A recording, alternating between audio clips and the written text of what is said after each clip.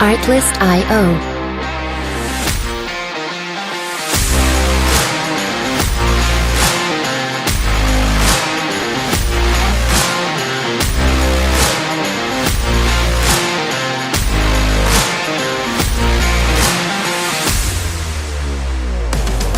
Music licensing reimagined.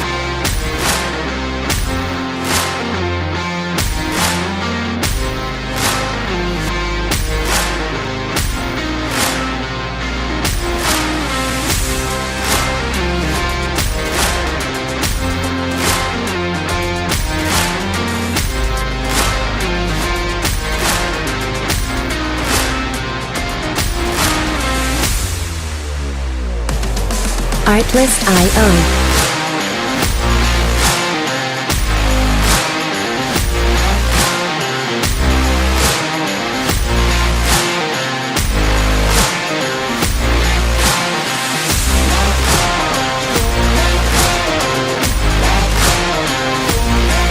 Music licensing reimagined.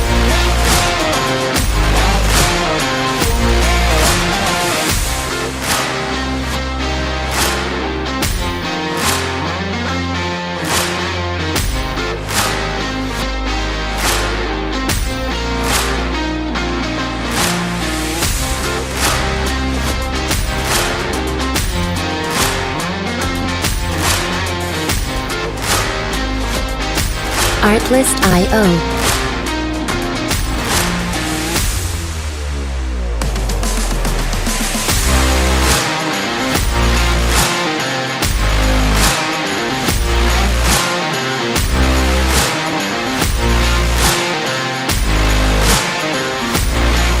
Music licensing reimagined.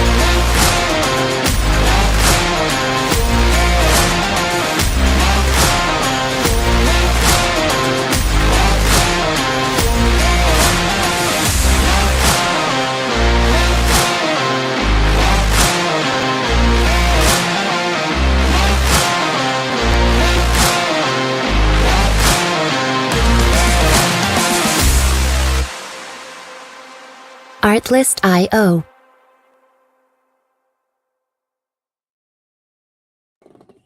Yo, what's going on, everybody? It is fucking Wednesday night. You know what that means? The Toe and the Hocha in the building talking sports. What up, Hoch? Yo, what up, Toe?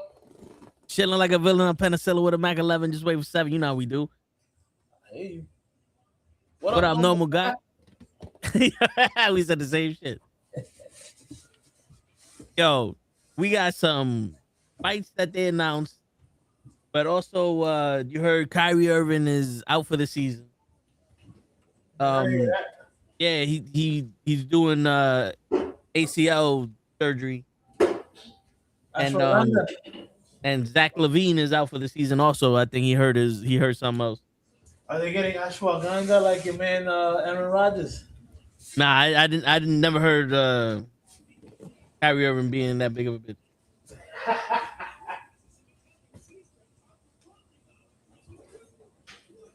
But yeah, man, we got that. Yo, did you see the video of Victor Wembanyama and Chris Paul doing the skills challenge and purposely just missing the shot so they get the time faster? Nah, I did not see that. Yeah, apparently that was the strategy to win because the shots didn't count as much as the other shit, and they just like tossed the balls around to go fast. And I'm like, really? All right, so now they're even going to fucking bullshit the skills challenge. Okay. Yeah. Now it's how can we fuck this up even more? Right. How can we fuck up the NBA All-Star game even more? Got it. Word. I don't know. I mean, LeBron already fucked up the All-Star game itself. Yeah. And the skills challenge wasn't even that hard. And then now you're going to cheat and fucking do bullshit so you can win. It's like, come on, man. Like, y'all not have no self-respect. Like, you know, like I can understand if y'all was like, yo, we just going to do some crazy shit where like behind the back passes to really show our skills off. Right. But we just gonna totally neglect this shit so we can win. It's like, yo, then for that, let's just cancel the fucking skills challenge now, and we go all go home. You know what I'm saying? M Bison won. Take your boat downriver, and we go all go home. Yeah, I'm telling you, bro. We ain't never had this issue back in the 90s. That's what I'm saying. For real, man.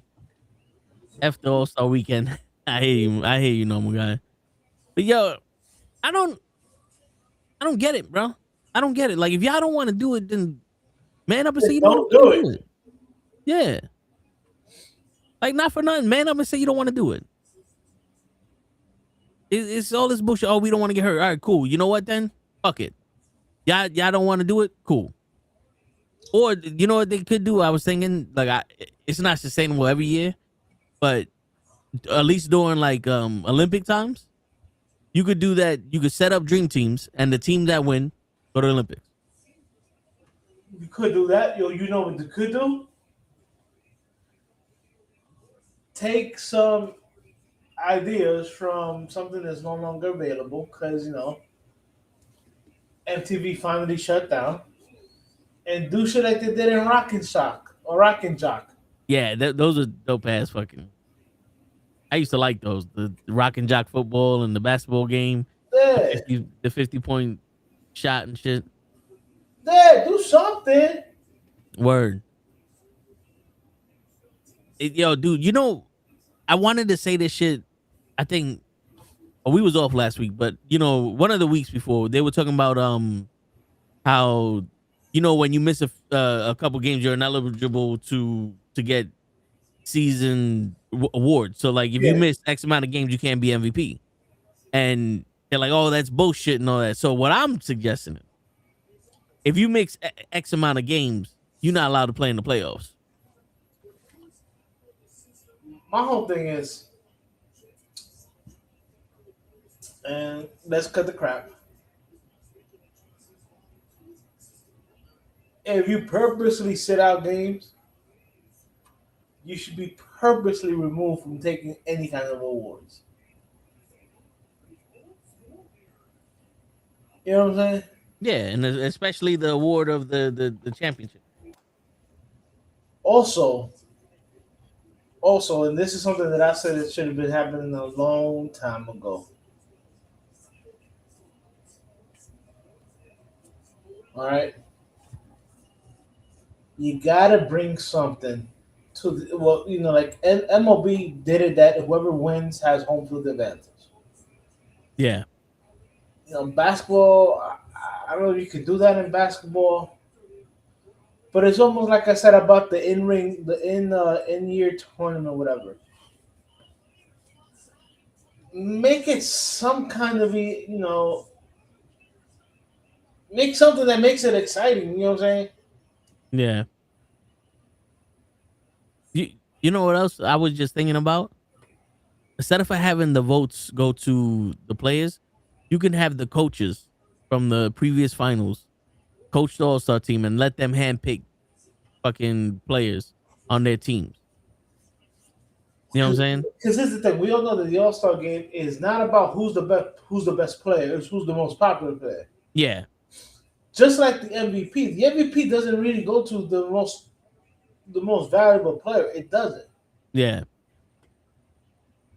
It goes to who's the most popular. Yeah, who's the most popular at that time? The majority of the time. That's who it goes to. Yeah, because I mean, how is Curry the MVP if he's out and his team is winning? I mean, he's a good player, but he can't be the most valuable player. Right. Shit. But I don't know what the fuck they did this year. They did some tournament shit, and the only one that was actually playing was Awumbwe, and then Mini MJ got the MVP for the All-Star game, and I'm like, yo, dude, I don't know why if you don't want to play, why you here? Because they mentioned a bunch of people that were just there to be there, and like I can understand if you were there and you got hurt. Yeah, but I mean, like, if you fucking, you're like, your Jokic, I'm hearing that he wasn't even doing shit. Like he was just, fuck it. I don't want to try so fucking hard. Like, what you here for then? Like, honestly, what you here for? Just because of the accolade? Like, you don't need to, like, all right, you an all-star. Now, let's get people to play the game. How about we do that? We get, here goes all-stars. These guys, we got to stroke their ego. So here goes all-stars, and then we get actual players. I understand it a little bit that nowadays, now that the players actually have some power, it's all about their brand and their fucking this and their fucking that. I mean, back in the days,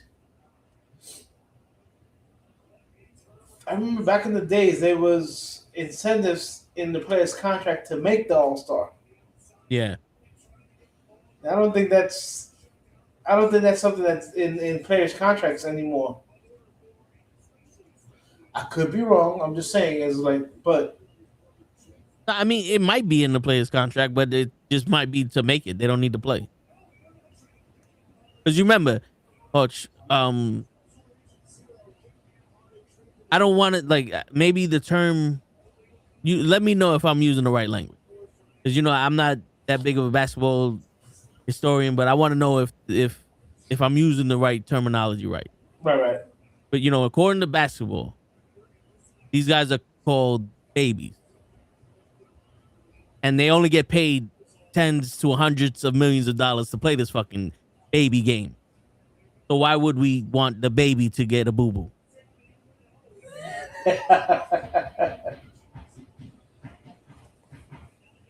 You know what? I think that's the simplest way anybody has put it together. Like I get it. Not a lot of people say it's like, yeah, you getting paid millions of dollars to play a game, that you play as a kid. Word. And I've always been like, yeah, you could say that, but I know some kids who play basketball as kids and were horrible at it. So, yeah. I mean, these are the best kids in the world playing this game, but still your babies. Right. Joseph got us on speakers at work. What up, everybody at Joseph's job? Yo, what up, Joseph? Job. We live, motherfuckers. Joseph, can we curse? We can curse. They can't curse. I mean, if he got us on speakers, I don't want to be, a bad influence. Maybe we have to go to, yo, you know what, man? Beep, beep, beep, beep, beep, beep, beep. No, I don't know. He works at a kindergarten school, and he don't want the kids to be like, listen, you mother. Here goes Show. Show is cursing involved. Can't be him.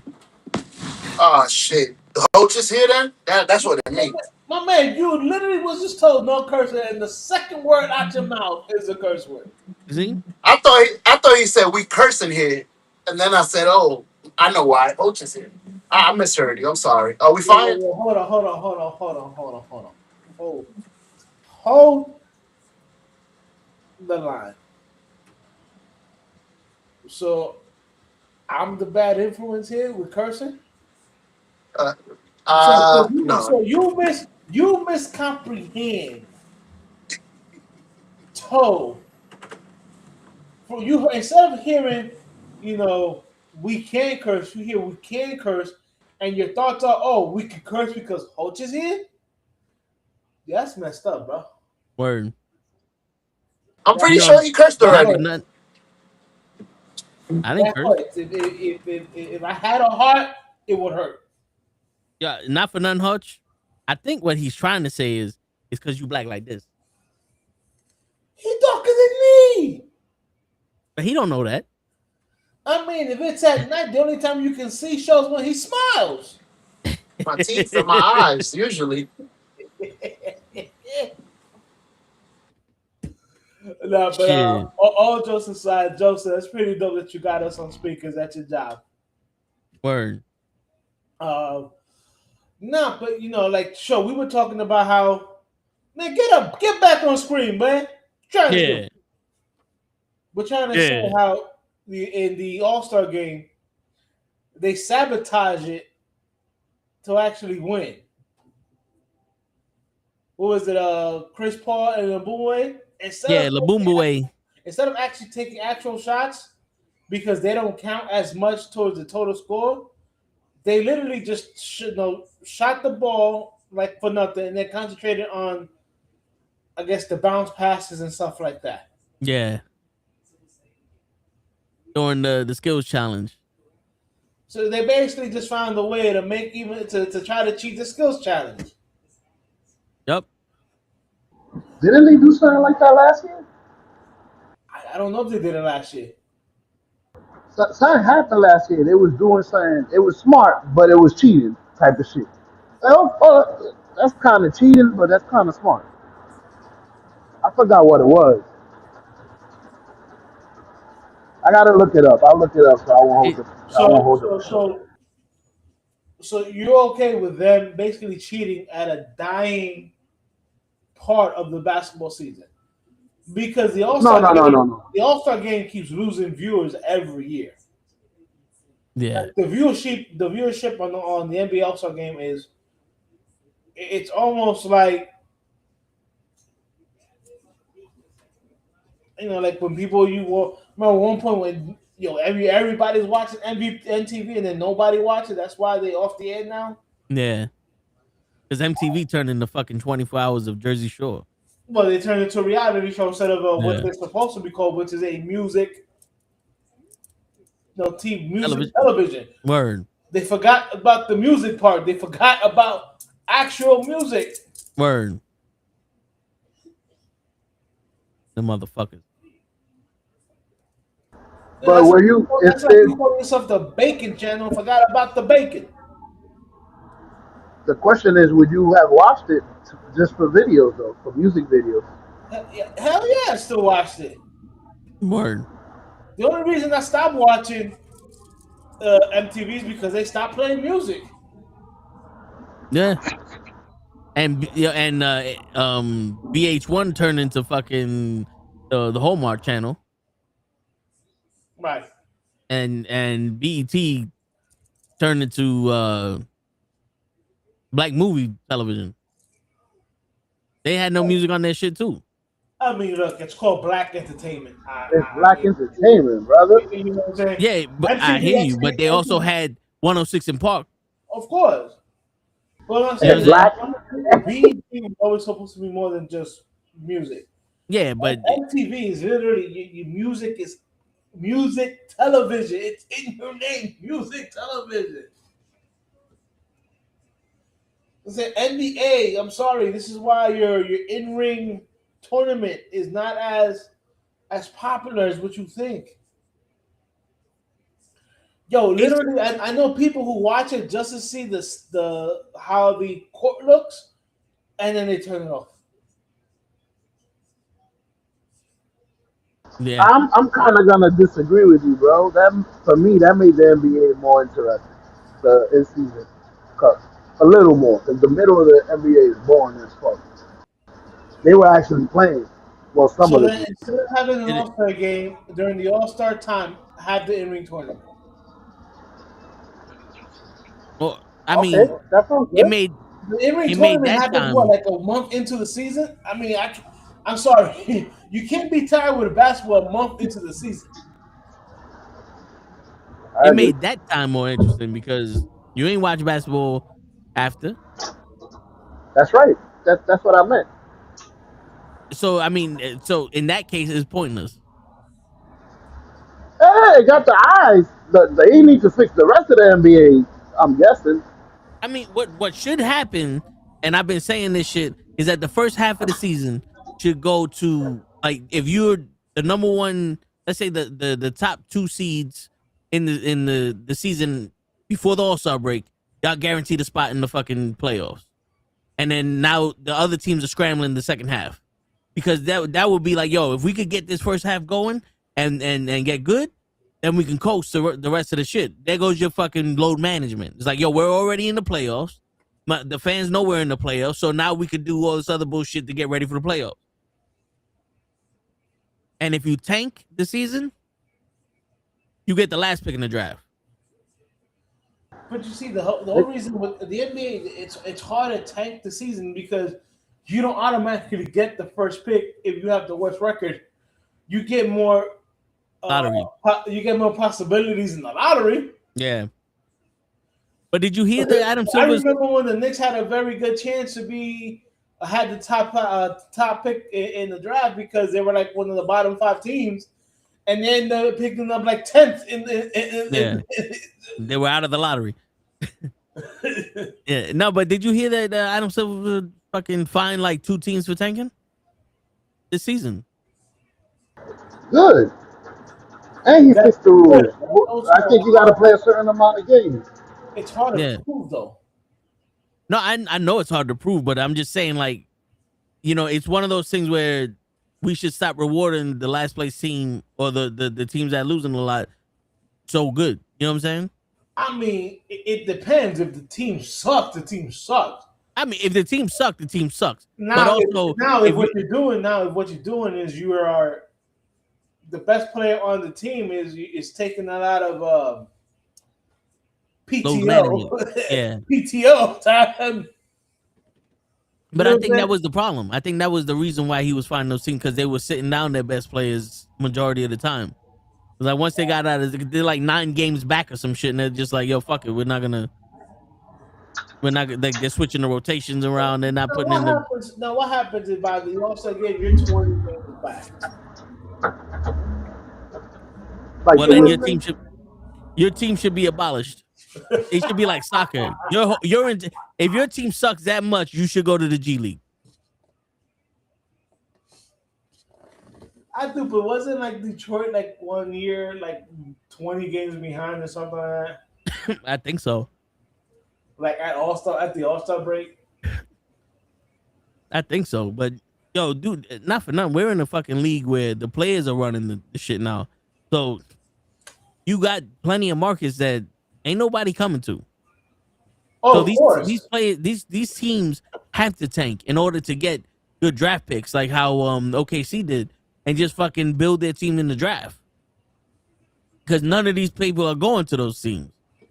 I mean, but at the same time, it wasn't like they were tanking. They was just that bad of a team. No, yeah. They lost Garnett. They lost James Harden.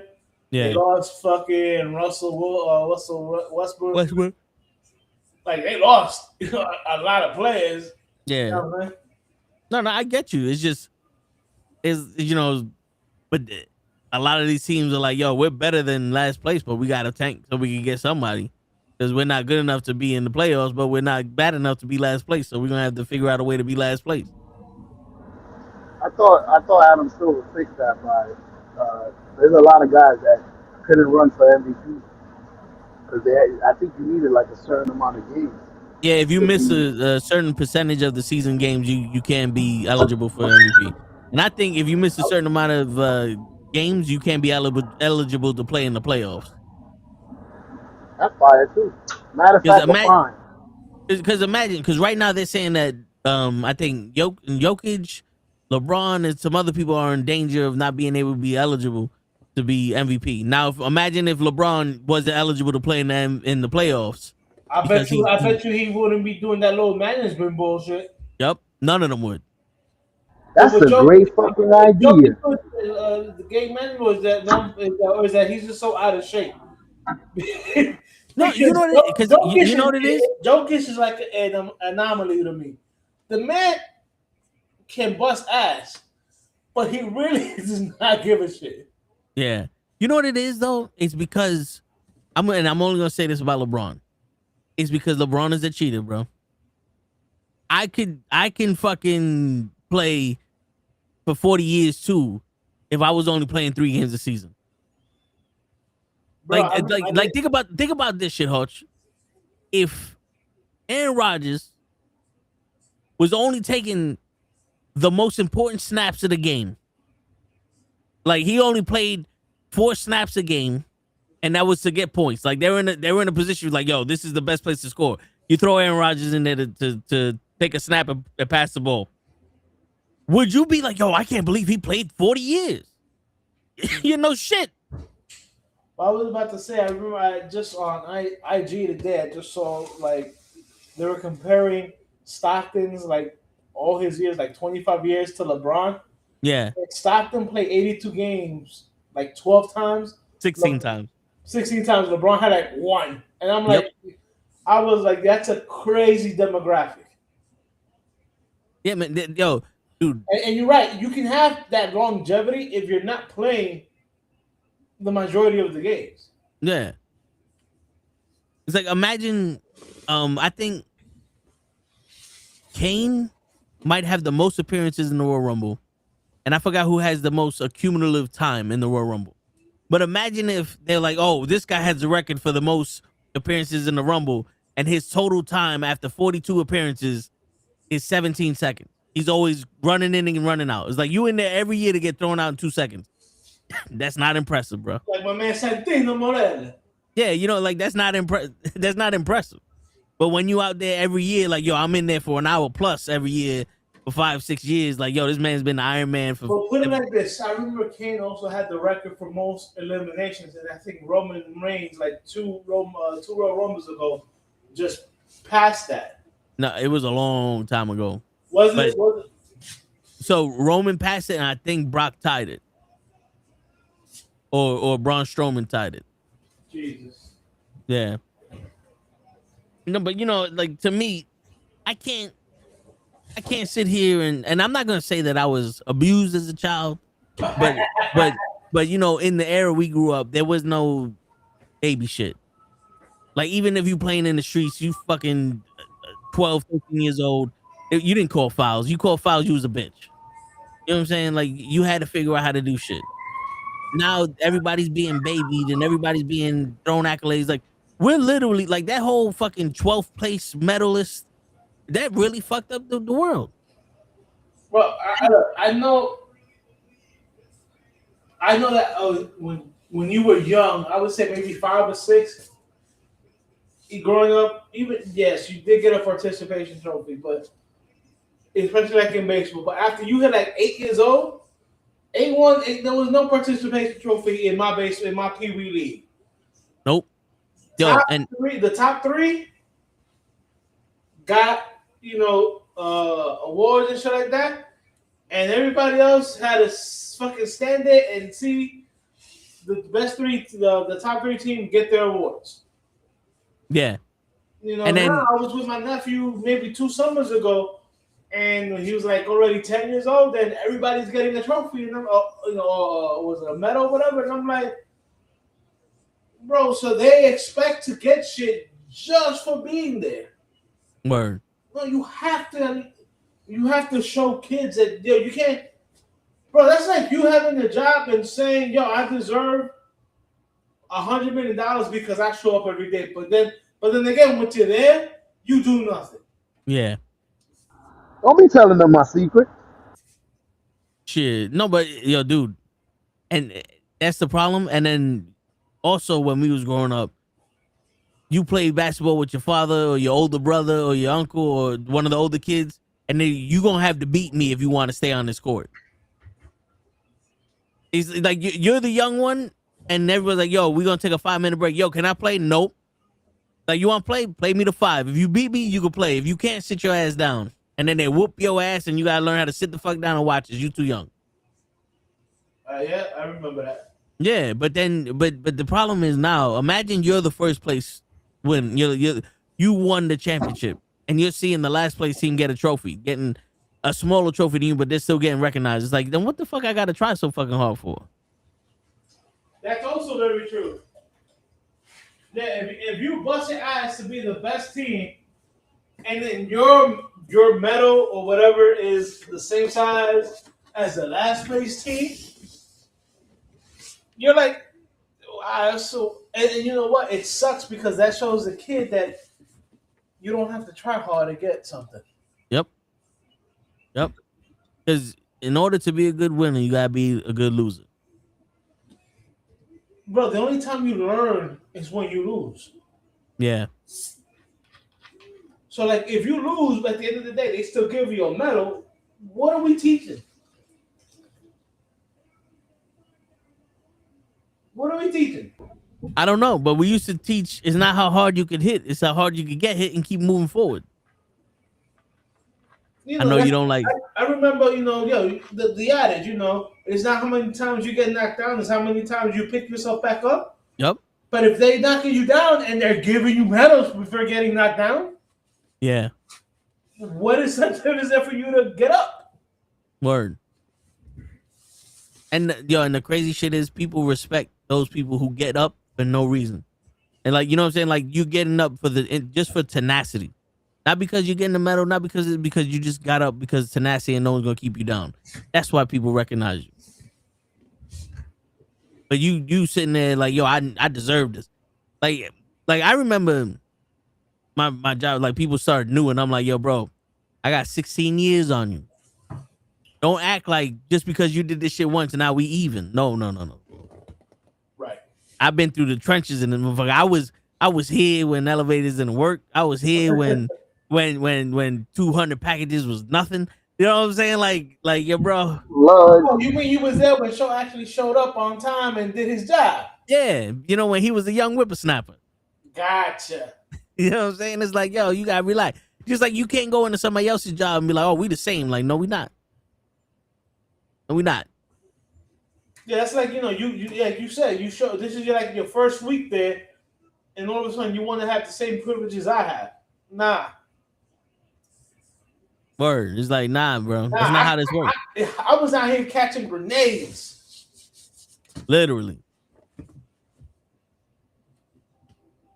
I get Literally. it. I get it. But even in the sports, like we don't need people going in the stands fucking people up or like Kevin Durant, the way he played, but we do need some kind of gatekeeper. Because I love the way Kevin Durant played. Garnett, I'm sorry. Yeah, Kevin Durant. Yeah, no, I hear you.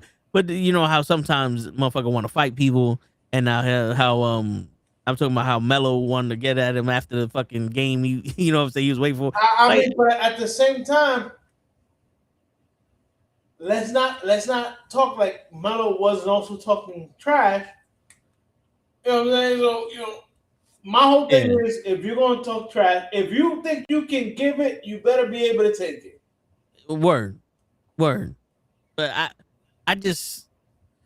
I mean, is it fucked up that he told Melo that Lala's tastes like fucking Honey Nut Cheerios or whatever that shit was?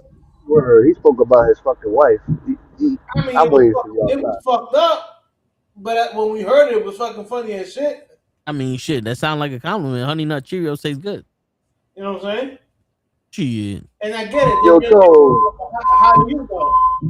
And I'm like, bro, you can obviously tell him. He's telling you that to get on your spit. Word. Yo, so you imagine we playing handball? And like, your wife smells like this and that. Nigga, you would flip. You lying. First off, you would rip somebody's head off. Dude. Now here goes my stomach. The day after my surgery, I was playing handball. That's how I learned how to play handball with my left hand.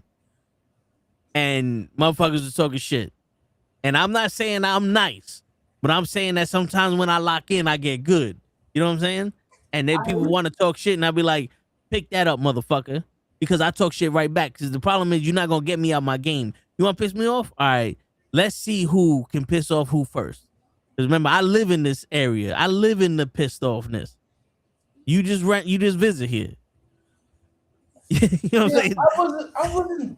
I don't visit the darkness like you do. I was born in it. Yeah, man. Like you don't understand. I wanted to whoop your ass before I even seen that you was alive.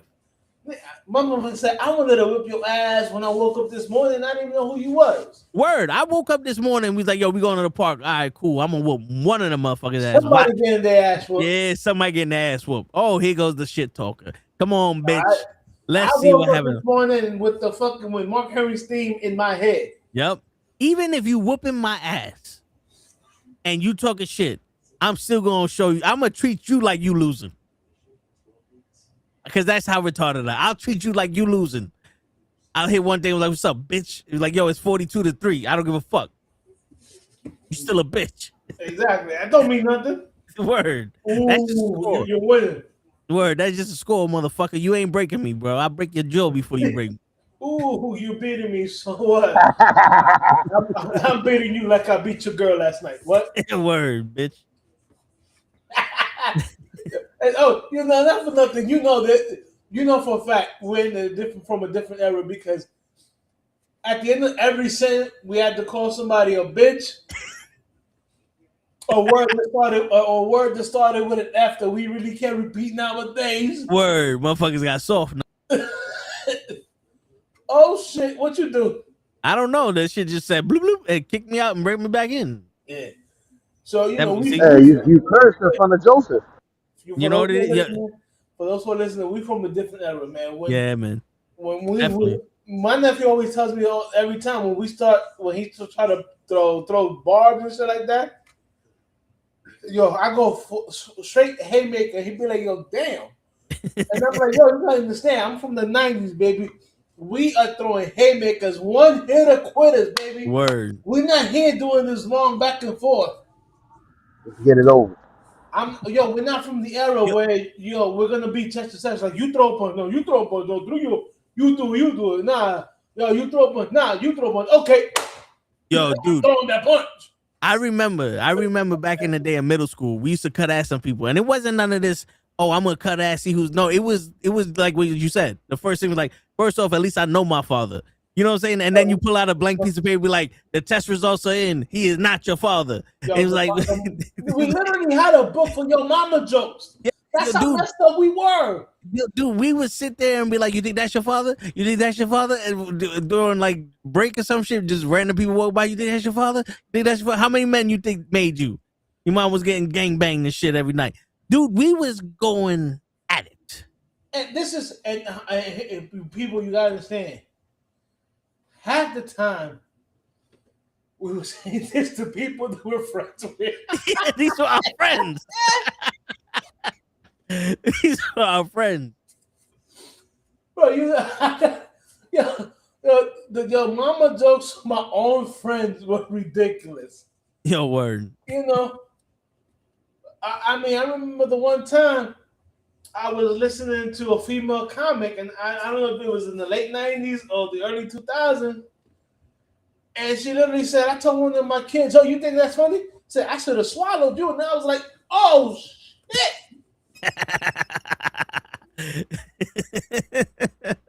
Yeah, word. Female comics suck.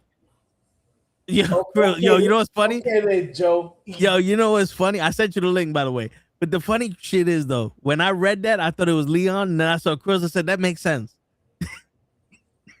It makes sense for him to say that. But it's kind of true. It's kind of true. But, like, there are some that are like, yo. Don't get me wrong. I don't listen or follow a lot of female comics. But some of them be funny. I like so Whoopi Goldberg is kind of funny in her movies. Ellen DeGeneres is funny in her stand-up, but it was a different type of stand-up. You know what I'm saying? Yeah. Like I was laughing because she was acting stupid. And she was just saying like normal shit. But yeah, there's a lot of women that you listen to and you're like, oh. All right, cool. Not for nothing, dude. I saw the Latin queens of comedy, and some of those females were funny. Yeah, because they remind you of your mama, and it's like you gotta laugh because she gonna fuck you up. I mean, not for nothing, bro. I saw the special. I mean, I was laughing. I wasn't laughing as hard as the kings of comedy. Yeah, except for any time that Steve was on the mic. Sorry, I don't find Steve Harvey funny. Sorry. I hear you. I mean, to be honest with you, I think the funniest ones there was Cedric Bernie and Mac. Cedric and Bernie. Yeah. That's why they were the last two to go on. Yeah. It was Steve, Dio. Dio is funny, but he's on some intellectual funny. You know what I'm saying? Yeah. Cedric is just funny, and then I mean, ain't none motherfuckers can touch Bernie. For real. You know what it is? Because I'm telling you, when he hit you with the I'm gonna tell you gonna might hear the word motherfucker about 32 motherfucking times. Yeah. Bro, that skit right there when he said it could be a noun, a verb or whatever, and all that shit. I was like, yo, dude. I was telling somebody. Oh, I was telling my cousin actually because she was giving a speech for the wedding, and I told her, I said, you know who Bernie Mac is? She goes, yeah, I know who Bernie Mac. I was like, you know why Bernie Mac's so funny, and you know he says whatever fuck he wants. She goes, why? I said because his first night up in the fucking I forgot what Def Comedy Jam. yeah. The guy before him bombed, and everybody was booing and like, yo, this is not a place you could bomb at. Like they're ruthless. The first thing came out his mouth was, I ain't afraid of none of you motherfuckers, and went on with his jokes. And I said, that's what. The moment that shit came out his mouth, everybody started. Yep. And yo, I told my cousin, I said, listen, before you say your piece, I need you to say, I ain't scared of none of you motherfuckers, and you be all right. Shit, you be all right. Cause I sometimes I be doing that shit. My man Bernie be like, no America, I'm tired. I'm old. My body working. Yo, cause he be saying shit that like everybody, like the whole him down said, motherfucker, who the fuck is him? Look, walking his little bow-legged ass down. Yo, I want some milk and cookies. This motherfucker. I want some milk and cookies. Right. And like that, that's why he's funny because he was. Yeah. I mean, the dude was a legend. I mean, may he rest in peace. I wish he was definitely gone too early. Yeah. And that's what makes mother comedians are scared of him too. Go ahead, my bad. No, it's all good.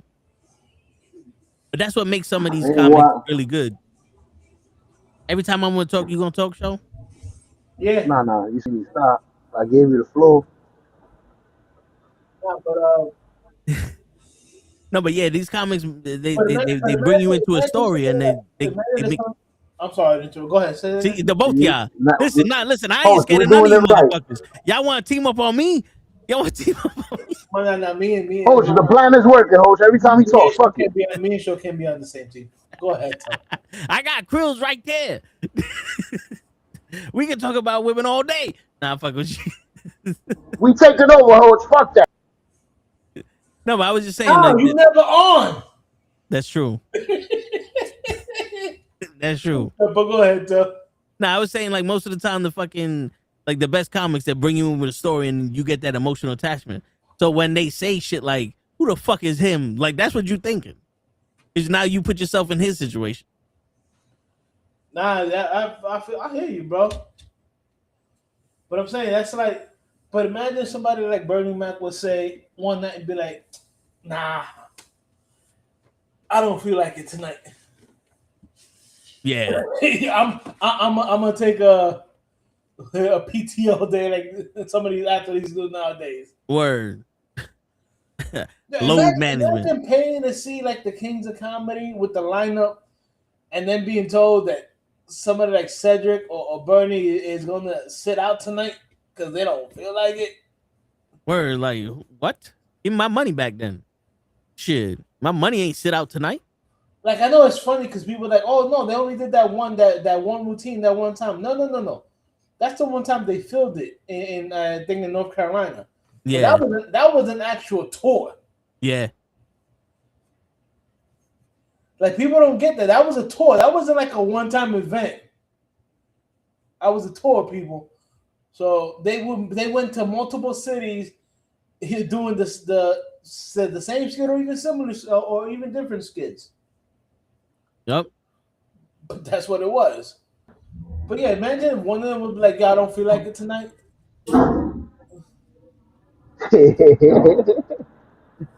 One of the Backstreet Boys, yo, load management. I'm staying out this concert. Word. Imagine you guys do this. Imagine something like that. And then for his part, you have somebody, some no-name person, come out like wearing a mask of him and just just making the most. Word. This some of them bitch told Justin this some of Timberlake my is off. motherfucker that I done did this motherfucking thing and he needs some motherfucking money and I ain't got no motherfucking money and then I gotta give him some motherfucking money because this motherfucker ain't got no motherfucking job because his bitch ass motherfucker is too motherfucking stupid to motherfucking. It's like shit. Yeah, but that's again. But this is how we bring it all back, people. I'm sorry. Word. This is why if you're doing old management, you're sorry. I can't get behind you. Yo, my thing is this though, like, in all honesty, this is an entertainment product. We are the consumers. And we got too comfortable allowing mediocrity to run in this motherfucker. Like, in all honesty, you go to a store, they don't sell half the shit in the store. You gotta do it online. And people be like, all right, I'm gonna go online and buy it. Instead of no, nigga, put that shit in the store. I'll wait. Now it was like, oh, LeBron's tired. Oh, all right, don't worry. The $500 I spent to watch him play, I just throw that shit up my ass. It's okay. What? No, nigga, you get paid hundreds of millions of dollars to play this fucking game. You know what's sad? What's sad is that some of those tickets are like non-refundable. Word. Because that whole card subject to change bullshit.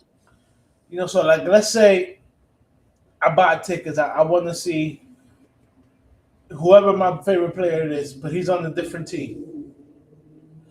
Excuse me. And then that afternoon, I hear that he's doing that low management and he's not playing.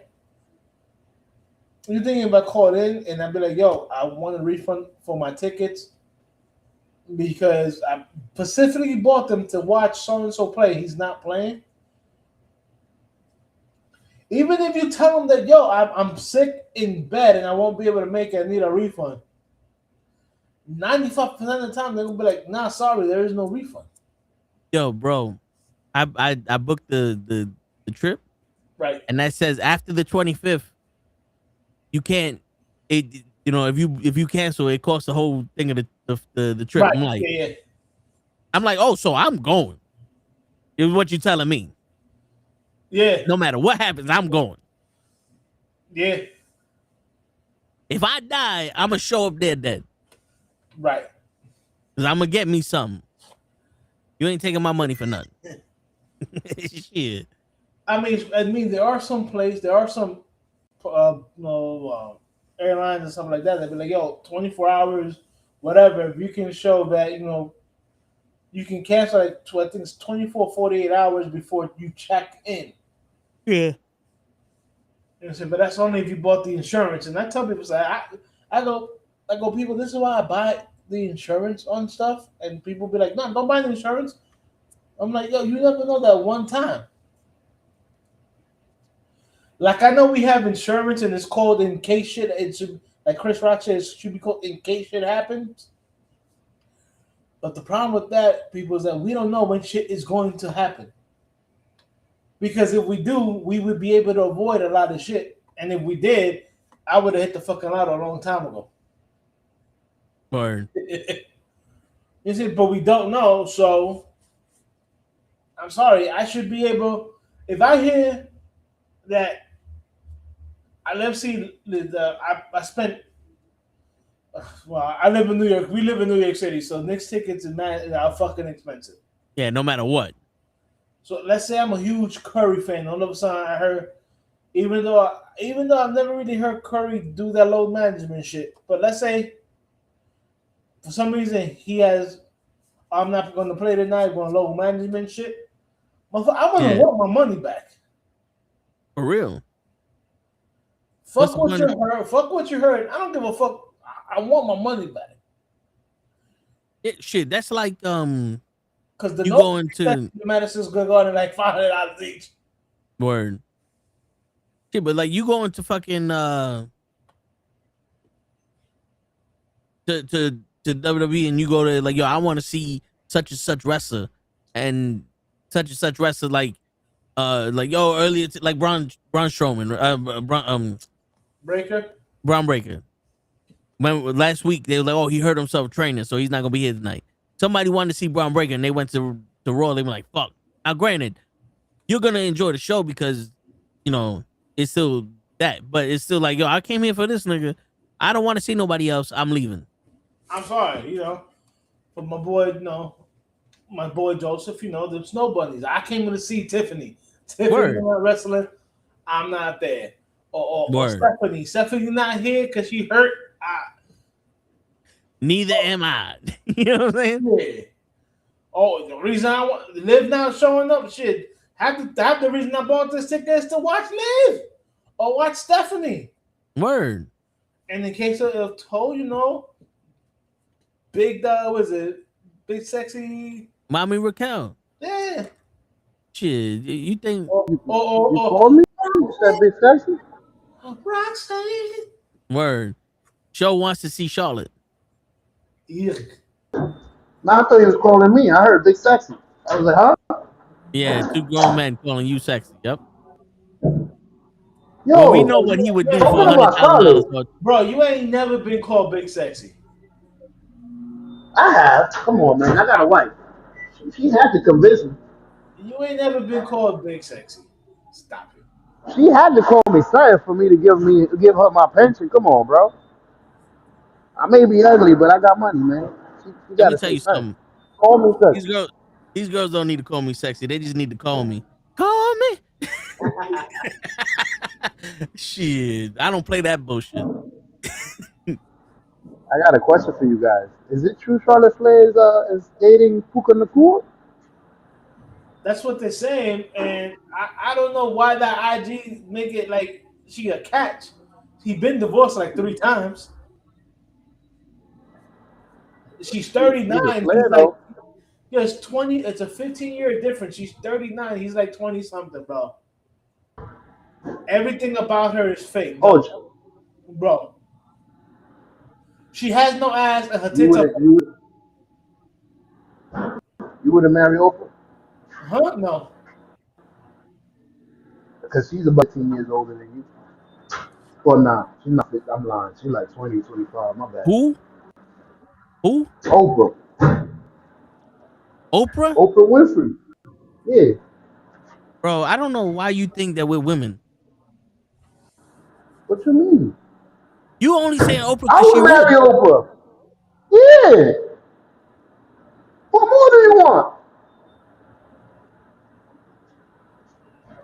What more I want? I was just trying to. I was trying to compare. Somebody that I can actually look at. He said she wants to. Hoach wants some head. I didn't say anything about it. I said somebody that I can actually look at. No. Toe just said. I said that. I said that. Listen, I'm gonna be truthful. I know we're a little bit off the topic, but this is a sports show. But I'm gonna be truthful. I can fuck a 2 or 3.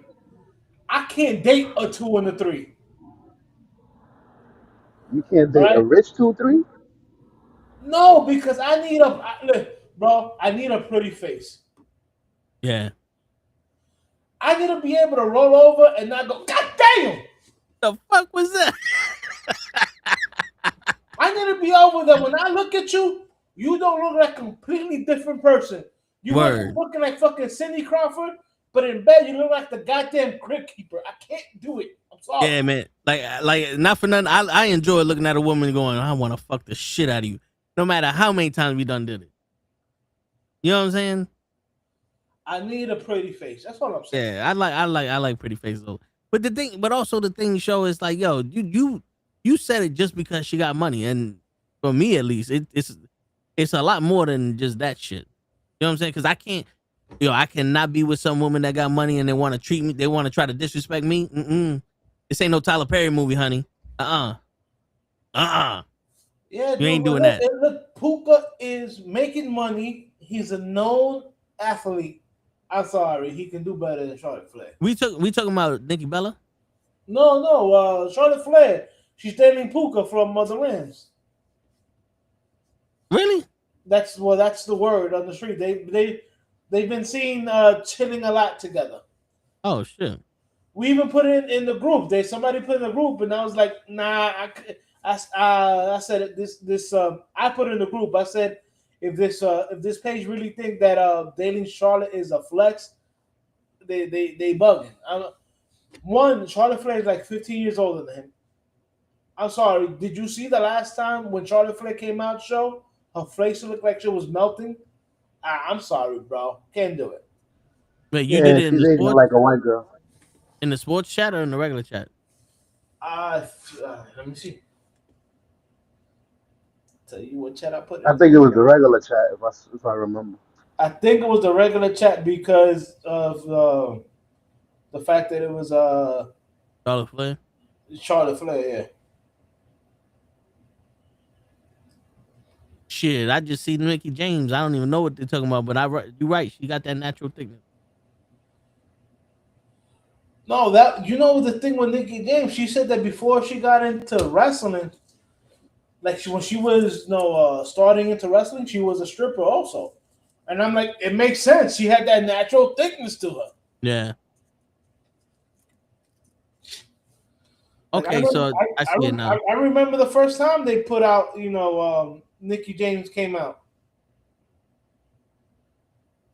What the fuck is fucking IG? I'm sorry, people, if this offend you, but IG's being fucking gay. Yeah, but I just saw it. I see the post. Dude, why am I? It won't let me fucking on the sports and on the fucking on the wrestling one. It won't let me go past like 6 o'clock or some shit. That's weird. It does that every once in a while. Fucking this is IG, but yeah. But dude, I'm sorry. So he bursts on the scenes. He's a known wide receiver. Yo, I'm pretty sure he can date somebody a lot hotter than. But Hodge, let's be realistic now. When you was 24 and a girl wanted to fuck you, okay. That's all you had to, okay. You know what I'm saying? Like, he's 24 years old. Remember when we was 24 years ago, decades ago? We wasn't the smartest cookies in the crumble. I understand that, but what you said, she wanted to fuck you, not date you. Two different things. Yeah, but you know how older women are, though. Don't remember. He's still young, and she's already been through life 3 times. Older women can be fucking manipulative. She's been divorced 3 times. That's what I'm saying. She's been with a lot more. There's a lot more tractors on those threads than what he knows of. Yeah, she been around the block a few times, so you know damn well she know how to get the nigga that she want. You don't know how to keep him, but you know how to get the nigga she want. Oh damn! I was about to say that. You beat me to it. You obviously never made an omelet, show. Yeah, no, but you know what I'm saying? Like, I ain't mad at him because, listen, if she wanted to fuck, you play with them titties. Them shits bought and paid for. Like, you know what I'm saying? You gotta find something. Now, listen, and that's all fine and dandy, but like they were literally trying to make it like, yo, he said paid her, and I'm like, no, he hasn't. Oh no, yeah, I get it. I get it. She is wrestling royalty because of who her father is. Yeah, but dude, that's not pay dirt. I'm sorry. Well, so all right, so it's not. But to wrestling fans, some wrestling fans, I also include some horny motherfuckers that are just like they don't know anybody outside wrestling, so they see Charlotte and they're like, oh, he's getting the fuck, but everybody been jerking off to for the past 20 years. Fine, that's all good and dandy, but. Remember, the thing is, he's 24 years old. He's in the NFL. He's making a lot of money. You don't need that shit right now. You don't need no serious shit like, you know what I'm saying? She's looking to settle down, get married, probably have kids. Exactly my point. Yeah, that's too old for him and his success. You know what I'm saying? Like, he's too young to try to settle down, and I'm sorry, she's too old. She's not looking for a boyfriend material. She's looking for a husband. Yeah. You know what I'm saying? And what's weird is that, like, don't get me wrong, they're both of age, so they could do whatever the fuck they want. But when Taylor Swift was like 17 and she's going out with a 35-year-old and they're like, oh, because she's a star, she's more mature. Like, nah, that ain't right neither. But everybody's cool with it. Are you talking about when she started dating Travis Kelce? some shit. No. Before that, like I think her second album. I know she was going out with an older nigga. Cause all her albums about somebody she broke up with. That's why she don't make music no more.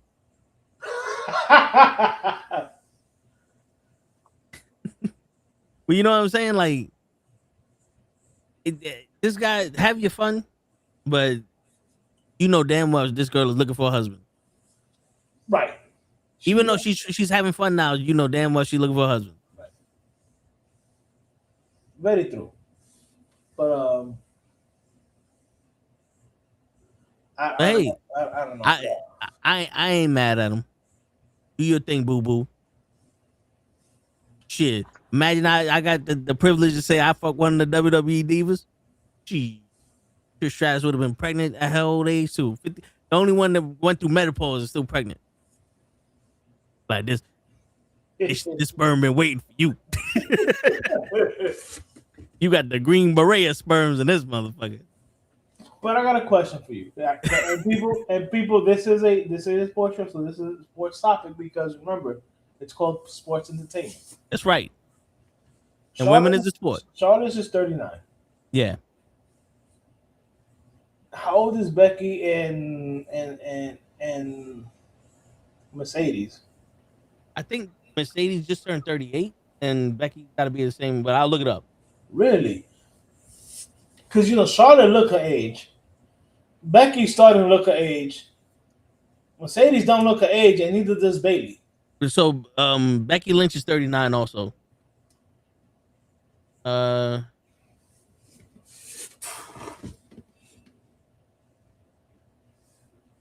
Mercedes Moné is 34. Okay, so she's a little bit younger than her.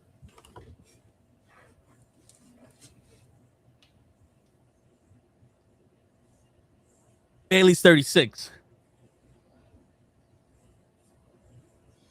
Yeah, dude, Charlotte nothing. Charlotte just looks a lot older. And her and Becky just look a lot older than both of them. Well, because remember, Charlotte she had to reconstruct her face. Yo, shit, Stephanie McCoy's 32. So that's prime age. Got that grown woman in her. And Raquel is 35. And she was born in 1991. You that obsessed with Selena? I'm over here acting like I'm fucking 20 years older than her. Shit. Bro, she's Mexican. Selena is a big part. No, yeah, I know. Of Mexican heritage nowadays. And not for nothing, Selena was bad. You know what's crazy? How come? Well, I know why. But I'm still going to ask the question because this is a sports show. How come all these Puerto Ricans in the world of sports don't pay as much homage to Trinidad or Miguel Cotto? Because if you my age, you grew up with them. You grew up with them being dominant in their sport. And it's like, oh, well, they don't exist? You know what, Mike? You right on that. I don't know of a lot of people. And Cotto was just fighting just recently also. Yeah. But hold up real quick, Coach. What did you hear, Show? Because I know the answer to your response to my statement is not what my statement was, but I'll go ahead. It sounded like you said Cotto and Trinidad don't get the respect that they deserve. Them niggas is, Trinidad is a fucking god in Puerto Rico. By who? How many times Bad Bunny said his name in the halftime show? Was he dancing up there with Ricky Martin and Lady Gugu? But he's not a singer. He got the most famous Puerto Rican singer. You know what's funny? Pedro Pascual was up there too. I don't remember him being a singer. Jessica Alba's not a singer. Jessica Alba's not a singer. She's a dancer. She wasn't even dancing. Wait, but I want this respect though. Show where's that? Yo, Because my question was, you got all these people idolizing motherfuckers when they grew up, but ain't nobody paying respect to the fucking Puerto Ricans or the men that grew up when we was growing up.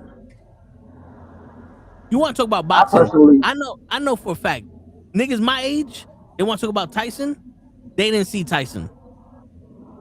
I barely saw Tyson growing up. I saw Tyson maybe once in his prime, and then when he was out of jail, because that's how young I was when Tyson was fucking fighting. We grew up. I grew up with fucking Bernard Hopkins and Roy Jones, and I'm a little bit older. I'm a little bit older than you, so I saw Tyson. But you know what I'm saying? 18-year-old Tyson. Yeah, but the thing is, like, she's like, I remember Trinidad, and I remember Cotto, and I remember those guys fighting. But what? But everybody gonna just be like, oh, Tyson. It's like, yo, this is how I know that y'all motherfuckers, one, did not fucking watch the shit growing up, because you only listening to what people saying, or two, y'all motherfuckers ain't proud of your fucking people. No, you know what? You might have a point there. Because how many times we talk about boxing, right? And yeah, Roy Jones is being mentioned, Tyson's being mentioned, but why? Because they fought recently, a couple years ago, and they all came back up. Everybody was talking about Mayweather when Mayweather happened, but they don't really talk about him now. And now everything is fucking Canelo. But where is the Trinidad? This guy, like, true boxing historians will tell you these motherfuckers like Bernard Hopkins, fucking Deontay Wilder, Winky Wright, all those people we was watching growing up, but they ain't mentioning none of them.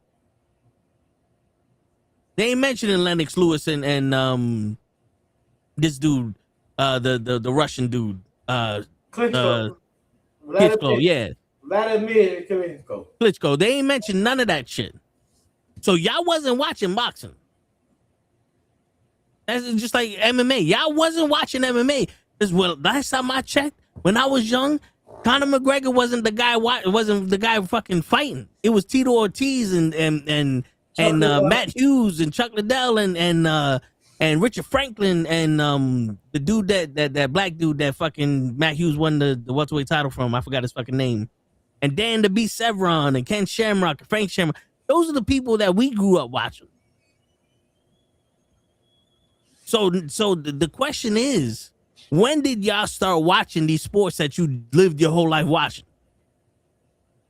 Because I grew up in the 90s, and the 90s was not the fucking Attitude Era. The 90s was the end of the 80s, but it was also the beginning of the worst part of wrestling, when they had that new generation shit. You feel me? So for everybody like, oh, I grew up on Stone Cold. No, you fucking didn't. You was already a teenager. Unless you started watching the shit when you was fucking 15 years old. Right. Because I remember when Stone Cold first came out, like, parents were not letting kids watch wrestling. Yeah, it came out too late at night.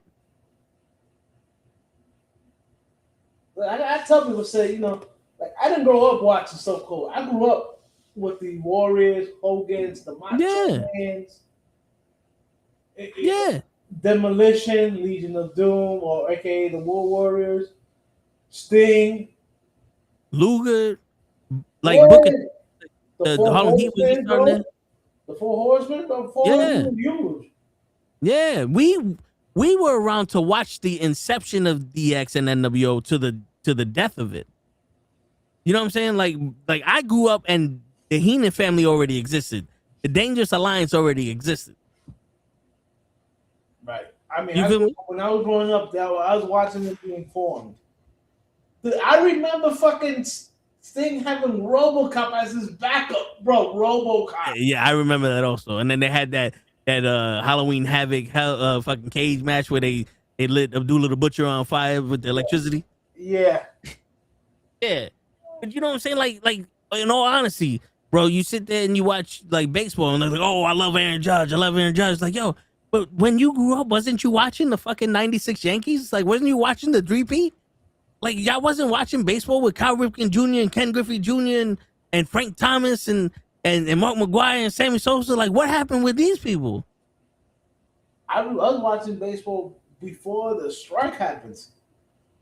Like, I used to tell people, so, yo, I get that people are upset that McGwire and Sosa were on quote unquote steroids, but at that time it wasn't illegal. Yeah. They literally brought back baseball. Yo, baseball almost died because of the '94 strike, and you have McGuire and Sosa in their chase of Hank Aaron literally bring it back. Yo, and the funny thing was, there was about 4 or 5 people chasing that record, but they fell off during the end. Remember that? Yes. There were some people who started. At one point, you had, I think his name was Brady Anderson. He was the leadoff hitter for the Baltimore Orioles. One year, he had 50 home runs. Yeah, I remember that. There was like at least 5 or 6 people that were in like 45, 50 home run range. That's a leadoff hitter with 50 home runs. I mean, so I just, it's like, I tell people that, I'm, for lack of a better word, I'm 3 years away from being fucking 50. That's half a fucking 70. Yeah. That's why, like, I don't get it. People, like, I'm sorry to cut you off, but when we talk about basketball, right, a lot of people want to talk about Ewing and Starks. But I remember growing up, Allen Houston, Latrell Sprewell, C. Francis, and all these other people on the Knicks. And they were just, they weren't as good, but they were getting to the playoffs. They weren't a bad team. I when I talk about my Knicks, I talk about Ewing and Derek Harper, Mark Jackson. I don't talk about John Starks. No, I don't talk about John Starks. No, I hear you, but you know what I'm saying? It's like, he's like, I remember the Charlie Wards, the Chris Child. Yeah, we're missing a complete generation of sports when we talk about sports, and not for nothing, that generation was just as good as the generation we're talking about. Well, that's why when I tell people about my Giants, I said I've seen my Giants win 4 Super Bowls in 4 different decades. And people are like, yo, what? I'm like, I watched them the first. I started watching football like in 84, 85. The Giants won the first Super Bowl in 86. So they won the championship in the 80s. Yeah. Then they won the championship in the 90s. Because they won it in 1990. Yep. They made it 10 years later in 2000. They made it against Baltimore. They got shellacked. Yeah. But they were there. Word. And I'm telling you, DJ ain't going to what's going on, DJ? What? Somebody talking smack again. They made it in 2007. Yeah. And then 4 years later in 2011, they were there again. So I'm like, everybody goes, oh, the Giants. I said, yeah, I've seen a lot of bad Giants teams. That's why I can tell people about the Dave Browns and the Kent Graham and the Danny Cardinals. And everybody's like, oh, who the fuck is that? I go, exactly. But you know what else though, Hodge, is like what people forgetting is like going back to baseball that year, because it was only a season. Hey, Mark McGuire and Sammy Sosa ran for that home run, the home run record. Right. After that, baseball got very fucking popular. Yep. We had some playoff series that was like first round. I was like, yo, this feels like the World Series. Right. We had a bunch of players that were playing. But I remember when Nomar Garcia Power and fucking A-Rod and Derek Jeter were on like, who's the better fucking shortstop? And I'm feeling like, well, first off, Derek Jeter plays for the Yankees, so he's the better shortstop. It's just a fucking fact. But he's also winning championships. Like, you had arguments of teams like the Red Sox could not make it to the fucking World Series. And they're arguing about Nomar Garcia Power. They made a whole skit for him in Saturday Night Live. Right. This is baseball. Bro, this is the generation no one is talking about. So like, when you say some series where like the World Series, case in point, I think it was either 96 and 97, the Yankees versus the Baltimore Orioles, when the kid interfered with Derek Jeter's home run. Yeah, I mean that felt like the World Series, bro. Not real. So to catch DJ up, because of him, they had to implement that rule that if you reach over and you interfered, that was an automatic out. Shit. And they should. But the kid didn't reach over. The kid just it was there. Yeah. But to catch DJ up is we was talking about boxing, right? And it was about Raquel Rodriguez where she like loves Selena. Mm-hmm. Raquel is 35 years old. So I'm like, Mhm. she was very young when Selena was out. Absolutely. So it's like it's kind of hard to believe you that much of a fan, but whatever. Right. But then I'm like, but where's all the people my age that are Puerto Rican that are like, where's the Felix Trinidad fans, the Miguel Cotto fans? If you sitting there watching boxing at my age, those are the people you looked up to. Right. Like we didn't have Tyson at my age. Like Tyson was in jail when I was watching boxing. Okay. He came out of jail and he fought Lennox Lewis and all these other people. He was still like a month. Like his reputation preceded him. You didn't get a Before chance to jail, see we it, got maybe one fight or two fights. Right. Right. We didn't see him as an 18-year-old. Yeah, you had the Lennox Lewis. You had the Lennox Lewis. You had the Holyfields. Yep. We had Bernard Hopkins. We had the Winky Wrights. The fucking the Dante Waller. I mean, not Waller. What's his name? Mason the Line Dixon. I forgot his fucking real name. Sweet Pea. Yeah. That's De La Hoya. That's De La Hoya was another one of those. Like we had Roy. people. Yeah, we had people like, oh, these are warriors. Right. But for some reason, that era of sports, no matter what sport it is, always just like it gets neglected for some reason. Like it's the same. Like you probably talked about basketball with this too, right? It's just why? Like it's like they don't look like so.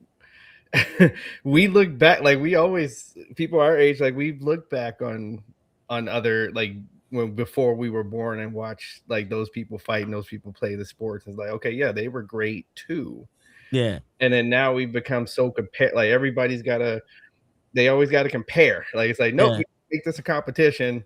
This is better. Like this is like and I know people just want attention, but it's like but when they debate with you, it's like okay, you clearly have not watched these folks, nor do you know the sport. Yeah, that's the other thing. Like, I'm tired of people that don't know the sport and they want to debate with you about said sport. And I'm like, wait, you don't actually know this sport. You don't know the workings of this sport. You don't know how the sport works. Yeah, I find it funny when people say, "Oh, KD would eat up Larry Bird," and I'm like, "Are you kidding?" I don't think KD would have lasted in the fucking generation before him. Nope. Bro, Bird was such a shit talker that he would have had KD crying. Yeah, but you know what the crazy shit is though, Hutch? It's like, yo, you gotta remember, you're sitting there, and you're playing the tail end of fucking Duncan's career, and I remember growing up, and Shaq was on the Magics, and then he went to the Lakers, and it was almost like the Spurs and the Lakers were the ones. If they won the whoever won that conference, they win the finals. Right. Portland was in there for a minute too. Yeah, and then you had like Vince Carter came out, and he was Tracy McGrady. Like you had all these people that were fucking fire. I remember Grant Hill was supposed to be the next Jordan, and he hurt himself. And then he kept getting hurt. Yeah, and I'm like, you know how people here to this day, people argue how great Grant Hill would have been had he not gotten hurt. Yeah, I can't argue with him. I'm like, you're right. He just got hurt. Yeah, and I'm like, where are these fucking people? Because we just looked up all the ages. So Charlotte Flair is 39, Becky's 39, Mercedes 34, Stephanie's 32, Raquel is 35. Like they are around our age. They're around my age at least. I'm 30. I'm about to be 38 next month. They're around our age, my age. Where are the people that we grew up with? You're regurgitating what everybody before us said. So you didn't watch the sport? They didn't.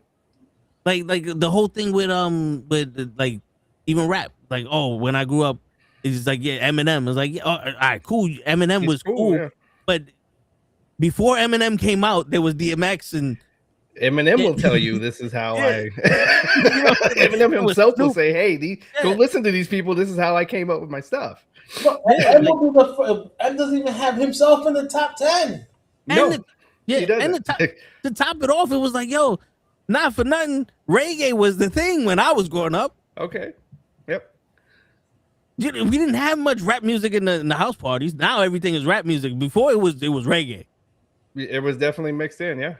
I mean, yeah, you had Sean Paul, you had in house parties. In house parties, what you had was maybe like one or two rap songs, right? Then was dancehall, reggae, and R&B because it was all about the bumping and grinding. Yep, that's what it was. Yep. But no one for some reason. If you got pregnant by bumping and grinding, all them girls came out pregnant. Yep, and Man. those kids are dancers now. Those kids are dancers. They got rhythm. Exactly. You watch all them little Asian girls with the big ass sweatpants and the fitteds. You ask their mama, when was she conceived during a fucking reggae party? Right. Now we know why she did. Like Tracy Morgan was there. It was a house party. It was a house party, and I put some guy up against the wall, and that's it. That was it. Shit, bust through his pants, came through my panties, and that was it. Bro, I remember times at house parties where you were literally up against the wall for like an hour and a half before you even realized it was an hour and a half, and you're like, yo, I need to get some fucking water or something. Dude, the last time I went to a club, this is before I almost forced some nigga. This girl was rubbing her ass on the dude, and she's like, ew, he got hard. And I looked at that in the face and said, what did you think when your ass touched his dick? I mean, you not know how math works? They don't. You're supposed to just act like it's not happening. It's like, dude, it doesn't work. This shit has a long sequence of its own. You wasn't even looking that good. You just touched his dick and this shit got hard. You should have took it while you could. Keep telling people men have 3 brains. Word. Okay, here, your gut has its own brain, and yes, it does. And your partner down there got its own brain. And that's we got a dick, a gut, a head, and a mama. Because you know sometimes you be like, yo, mama, help me out real quick. I love this bitch, but she crazy. Don't do it. You know. That's it. All right, my mama said I can't come to the party. Don't ever say, Mom, I think I love her. She crazy, just like you. Yep. Word. And then she'd be like, bitch, you know damn well you don't want no crazy bitch like me. Yo, fuck it. We're gonna expand on this. I tell a lot of girls like, oh, you think you crazy. You don't know my mother. Like, it's cute. You're crazy. It's cute. Like, I think it's cute. Like that you put on that little act. My mother was crazy. Like, you wasn't outside naked talking about go ahead, run away. I was. Sorry. Right. I'll give you 10-second head start. Yeah. Go ahead. All I gotta say, come back here crying. My mom said, "Oh, I'll let you call the cops if you can reach the phone." Oh shit. Or it's like, I know. Well, look, even if you call, I know they're not going to get here for at least 30 minutes, and in that 30 minutes, yep. Let me stretch. Don't send anybody you don't want. It's either that I was like, no, you can call. I'm gonna let them take you. I said, but you ain't never gonna see me again. You be like, wait, hold on. Yep. I'm out. Hold on. Yeah, Wait, I don't get to come home. No, you don't get to come. Wait. Hold on. That's when you realize, like, I don't like people like that. You go to the boys' home. Yeah. You'll be in a room with 13 other dudes in bunk beds. Have fun. Butt ass naked because your mama ain't taking whatever you bought, you keep, and you ain't buy shit. So, yeah. Who knows what kind of messed up stuff happened to them? So, word, shit. But dude, it's just. But DJ, we started off the show literally talking about how Chris Paul and a Woomba cheated at the skills game by just chucking the fucking ball because apparently the making the shots doesn't give you as many points as the other skills like the passing and all that stuff. So I'm like, okay, so they basically cheated to win the fucking thing. Yep. And then people wonder why the All-Star game the viewership has continued to go down every year for basketball. So things with, like you're saying, things with, like, first, like I'm gonna go backwards. The games itself were actually good. Like, they actually came out to play. Like, I think, like you said, Wembanyama is like, I don't know about y'all, but I'm gonna embarrass you if you don't come out. If you don't come play. And I think, and then Ant-Man got the memo. He's like, all right, bet. And then so they played. Like, every game was competitive. Every game was 1 or 2 possessions. And see, I guess I'm used to round robin stuff. Like, it didn't bother me at all. I just thought the European team was like, they made a dumb play at the end of the first game, And I think they played the two, like, you know, you had Joker and my man, like Luca. Luca. I was gonna think Dirk. Yeah, they hadn't been playing. It's like, why are you? They played them way too long. I wouldn't even started them. I'm like, well, I would have mixed the team up a little bit. I know he got the most votes, but he's been sitting out. Him and Joker have been sitting out. I would not have played them that long in the first game. So, but anyway, and then so going back, so I thought the game itself was fine. Like you said, the Saturday night, we need some help. Okay, we need some help. I think you need to go ahead and up the prize money for these contests, for the 3-point contest and the dunk. Like, we should see, like, we grew up where superstars were in the dunk contest. Like, every person in the dunk contest, you're like, who? Like 5. Yeah. Dominique Wilkins was in them. Right. Yo, did you see Homo? Yeah. I mean, Jordan was in. Yo. Right. Even Kobe. They was all for $1 million. What? But it wasn't even like that. At least Kobe did like 3 slam dunk contests, bro. Yeah. LeBron literally you see the clip. He said, "I'm not doing the slam dunk contest." Right. What's up? What's up, show? Did you guys see the? God damn it! Just Hold on, fucking let's talk. fucking bell. God damn it, talk. That shit ain't that loud. Yo, did y'all see the clip where Vince Carter said Tracy McGrady, Kobe Bryant, Michael Jordan, and him were offered $1 million, and they turned it down because of Vince Carter. They said we're not dunking against that guy. I mean, no, I didn't see the clip, but I don't blame him. He's the only one that agreed. Vince Carter. I mean, but that's Vince Carter. You saw what he did in that dunk contest? I'm about to say Did you see how easily he jumped over a 7-foot tall Frenchman? My man put his forearm in that shit. Shit. At that time, Jordan was already like, yo, I'm old. Fuck that. I'm about to say, he already made his point. Like Jordan, I mean, but it just goes, but fast forward to now, like, so there are plenty of stars that should be in the dunk contest. There are plenty of stars that should be even in the 3-point contest. Like, we should not be saying who are these people when we're looking at the skills competition. It should be the best 3-point shooter, not just anybody that want to join. I mean, you literally have guys who don't have even good 3-point percentages. They just shoot a lot of threes. But back in the day, Dame literally even played this year. I don't think so. So that's what I'm like. Wait, how's Dame Lillard in this? But, like, I remember growing up, you had Bird in the 3-point contest. Well, you had you had players like, say, Craig Hodges. Okay, he was a minimal player, but he was good at that competition. Right. Del Curry was a minimal player, but he was a sharpshooter. Right. So, Ray Allen was a superstar, but he participated in both. Right. I see players nowadays, the 3-point contest. I'm like, yo, who are you? Right. Slam dunk contest. I'm gonna tell you the truth. Ever since, and at that time, I didn't know who they were, but the kid Levine and the other kid that they went toe to toe in that slam, I don't know who they were, but I appreciated what they brought. But after that slam dunk contest, I couldn't tell you who won. I just was that the same one that also the one guy who did because one of the most incredible dunks I think is just underrated is in modern time is the birthday cake dunk. The man put a cupcake up there with a candle lit. Then he went up there, blew it out, and then dunked the ball. I'm like, wait, where? Yeah, I remember that. Talks about this dunk. I don't remember that. Now I gotta watch it because that's impressive. That's you went up there. You up there. You gotta be up there to do that, right? And the cake didn't even fall off. So I'm like, this doesn't get talked. That dunk didn't get talked about enough.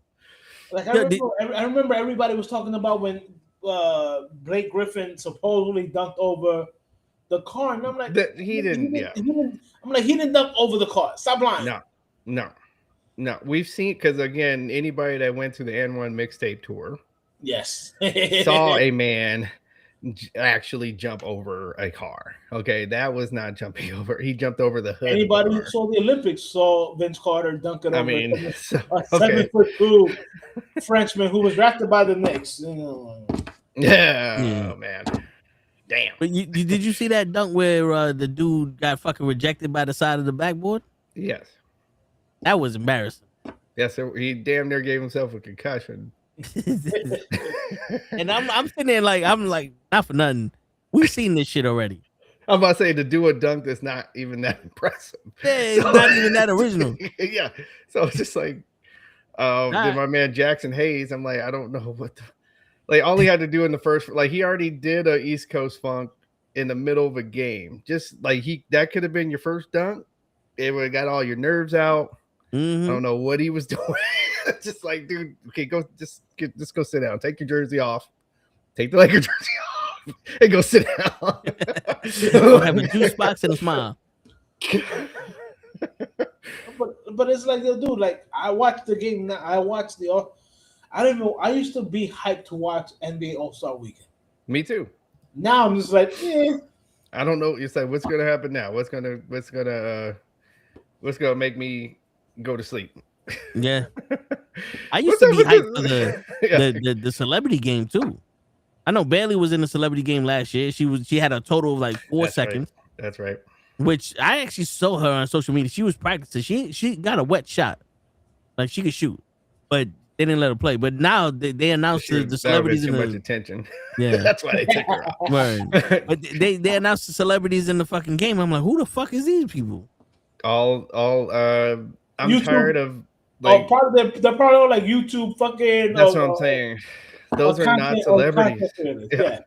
They don't understand content creators are not. They're not celebrities. Stop. Yeah.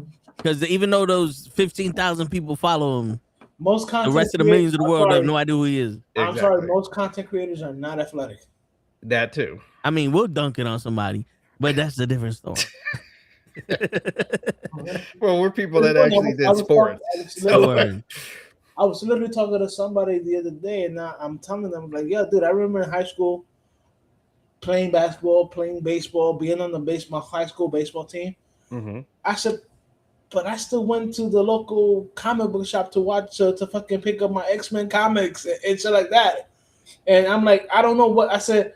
I think that nowadays I would be called a geek. I wouldn't be called a nerd. I'd be called a geek. But I'm like, you know how many jocks nowadays are into anime and stuff like that? Girls are into anime now. That's what I was telling, like, you know, because I work with kids in Compton. And when I hear people talk about, oh, well, crime and everything, right? I'm like, you guys know crime is down, right? I'm like, crime is not what it was like back in the 80s. Right. These kids are in the anime. They're doing, they're in band.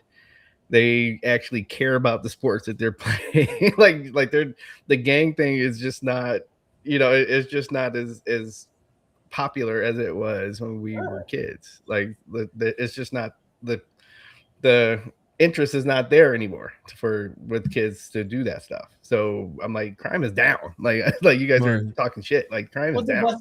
Like today on IG and Threads, I gotta stop doing it, but it's hard for me not to. Me too. It's hard for me not to. But when I see somebody talking about Mondani's turning New York into this, I'm like, the dude's been on the job for a month. Right. So you do know he took office in January. All I wanted him to do was take the snow off the fucking street. That's all I asked. He waited for the fucking rain. Well, you know what he could. You know why he couldn't do it? We ain't had no money. No, it's not because of that. It's because of Eric Adams and what he did before he left office. See, Eric Adams. What he did is that all the pre-planning that New York usually does when it comes to the snowstorm, he purposely made sure that didn't happen. So yeah, while we had the funds, you know how when you drive up West Side Highway and you get to 145th Street, you see those bunkers with those mountains of salt and shit in it. Yeah, They were empty this summer. I mean, this winter. Oh yeah, I mean, I haven't seen a salt truck. Usually, you watch the salt being salted 90 degrees outside because they said it might snow. They like, we ain't fucking around. Now it's like, right before this big snowstorm, which happened at the beginning of January. yeah, Which Eric, the transition is still going on. So technically, Eric Adams is still That's the right. mayor. Yeah, because There this was guy no was mayor-elect. there He was was no eating. salt Yeah. trucks. There was no salt trucks on the road. and all these fucking pot. No, I drive, so I noticed all these fucking potholes now. I was like, the streets got worse. And I thought, what happened to us voting? We were supposed to get our streets fixed. What happened to that? Well, you gotta let the man cook. He just has a month in office. I hear you, but you know what though? Like, we hungry. I know we hungry, but Eric Adams also stole $15 million before put he that left motherfucker. office. Put that Hey, who's motherfucker out in Times Square and let us stone his ass. And who's your alderman? Who's your who's in like? So basically, he's just the top. Like, what about there's a guy who actually is in charge of that, literally paving the streets. Yes, where's that guy? I believe he quit because he didn't want to work on the Monday. See what I mean? So it's just all these he's working with xenophobes. Trump now. Something. Well, all these xenophobes, they're afraid of him being Muslim, and it's just like, dude, what does that have to do with him following law? Like, you guys, that's why you have laws in place. Yeah, he can't put his religion on you. The president couldn't break the law to do shit. Like, what the fuck is he gonna do? I never seen people that's just don't understand that I love how people don't understand that the First Amendment has 5 elements. Yep. It's not just freedom of speech. Right. It's freedom of speech, freedom of the press, freedom of religion. Yep. Freedom to assemble or whatever, and I always forget the last. Mila Djokovic, she was the 5th element. Chicken good. I always forget one of those, but yeah, it's like people think. Right, so that's and then. No, I think people forget a lot of shit about the fifth one is the right to regress your government. That's it. People always forget that one. People forget a lot of shit. This like the right to bear arms and to form a militia to overthrow the government if need be. Well, that's everybody just says bear arms. Part of the Second Amendment. No, I'm saying, but they don't really read the whole shit. Right. Just like fucking the Third Amendment is no soldiers in the house. Right. And people don't really know what that means. And that means the government can't put soldiers in your house. Right. So that's why these people, when they see ICE agents breaking down people's door, and then you say, yeah, he's not supposed to do that. Oh, you just don't want them to do their job, and you just for illegal. No, they're literally breaking the Constitution as they bust into people's They're breaking the Third Amendment and the Fourth, because the fourth you have right, to feel protected in your person, place, or things. Yeah, but the government also don't know about the Fifth Amendment, the right to remain silent. You ever heard that shit? They were interrogating somebody for like 17 hours, but because he didn't say that I'm invoking the Fifth Amendment and he just stood quiet, they broke his ass, and they're like, "Oh, see." Like, well, here's the thing. Here's the thing with that. If you're going to invoke the Fifth Amendment, you literally have to say, "I'm invoking my Fifth Amendment right." You can't just stay silent. You literally have. You literally. You literally have to say 1, 2, 3, 4. Fear. You have to talk and tell them you're not talking. Yeah. They can't assume that you not talking means you gotta go speak. It's crazy, but you know what the funny thing about those people are? They have a lot in common with rapists. Man, they don't know what no means either. Nope. Oh, that must mean yes. If you didn't. Yeah. He didn't say he was going to be silent. That means you're guilty. Right. Yeah. He didn't say he was using the Fifth Amendment. Okay. He was asking for it. Yeah, you duct taped them out. She didn't say no neither, but there's signs everywhere. She didn't want. I could. People forget. I could easily say, I can keep my Fifth Amendment right, but I could express my First Amendment. It was that I said, "You a bitch." Shit, it's like your mama should have swallowed you, good fellas. Didn't I tell you go fuck your mother? Yeah. What are you doing here? What you still doing there? Pow, ping, boom, the only thing the First Amendment can't cover is if you threaten somebody, be like, "I'm gonna whip your ass." Yeah. Then it's no longer freedom of speech. That's actual threat. Yeah, because you're invoking. But if you say, "Yo, somebody should whip your ass," You're covered. Or yelling Word. fire in the theater and there's no fire. Right. Or yelling bomb. Yeah. I was about to say the what if I was a bombardier? Yeah. Yeah. What's that? What if I was a bombardier? Bomb, bomb, bomb, bomb, bomb, bomb. Okay, then Ben Stiller. Shit. No, but it's just a lot of stuff. But And the one thing that sports is neglecting is our right to fucking watch sports and fucking see the motherfucker that's supposed to be the star of the team play the game. Sorry. Every game. Every game. But to the truth, it only happens in basketball. Yep. Baseball is 162 games, and you don't see somebody say, "Oh, I need load management." Even though I know you're upset with him, Aaron Judge, when he's not playing, he's actually hurt. It's not because he's load management. There is no load management in the NFL. Dude, my thing with Aaron Judge is, I know, do it in the playoffs. I know, I get it. It's not even do it in the playoffs. It's because he was at the press conference the other day and he was talking about something about we the Yankees. Mm-hmm. And Roethlisberger and what's his name was like, nah, the Dodgers are the Yankees now. The Dodgers are the Yankees. The Yankees ain't the Yankees no more. The Dodgers are the Yankees. And I'm sitting there going, you could sit there and be like, we the Yankees. But that gotta mean something to you. Right. Like, even if you suck, I want to see you trying harder. Right. That's the one thing, like, that's what we grew up with. So you know what I'm saying? As long as you're trying your best, it don't matter. You could be the worst person out there, but as long as I see you trying, I'm going to give you the respect because at least you trying. You might not be good. But Aaron Judge is supposed to be the best player in the world, and he batted whatever the fuck, and he got the American League home run record, and he did all this other shit. But when the game is on the line, where it matters, where are you at? That's my question. Where are you at when this shit happens? Usually getting pitched around. So, switch, get up. That motherfucker want to go over across the plate and smack that shit up. The fucking. I don't care if it's an out. I'll be the type of motherfucker. Yo, risk the out. That's what happens and knock that shit out the park. Usually, like, don't happen with Judge. It was like, oh, who's after him? Oh, somebody who's batting 211. Judge is batting 300. Yeah, let's pitch around Judge. So when you walk me, you rush the pitch. Rush the pitch. You're supposed to rush the pitcher if you get hit, not if you get walked. Rush the pitcher. Because now I'm gonna tell. Listen, our pitchers ain't gonna pitch past fucking 7 pitches anyway. So every time they fucking walk Judge, beam the next fucking batter. The next batter that come up, beam their ass right in the fucking balls. You got aim, hit him right in the nuts. Blah. Walk Judge again. Watch what happens. None of y'all niggas gonna be able to walk. Shit. So that's what happened back in the day. Remember? So how about this? You hit a home off me, the next person's getting beat, getting smacked. How about this? Especially Roger Clemens. How about this? You better sprint around if you hit a home run off of Roger Clemens, you better sprint around the bases and don't look at it or nothing. Randy Johnson. Yeah. But here's the thing. How about this, Toe?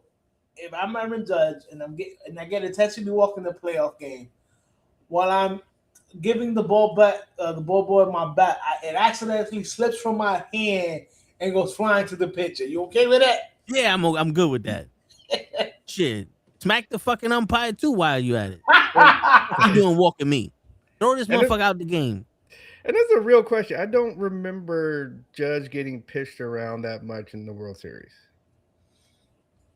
No, because the Dodgers pitchers can actually pitch.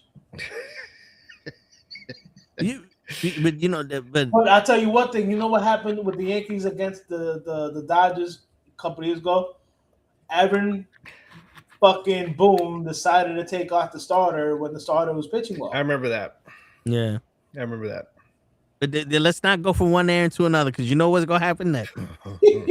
Fucking ashwagandha motherfucker. I mean, we already went from one Aaron to another Aaron. Yeah, Aaron is coming up, that motherfucker.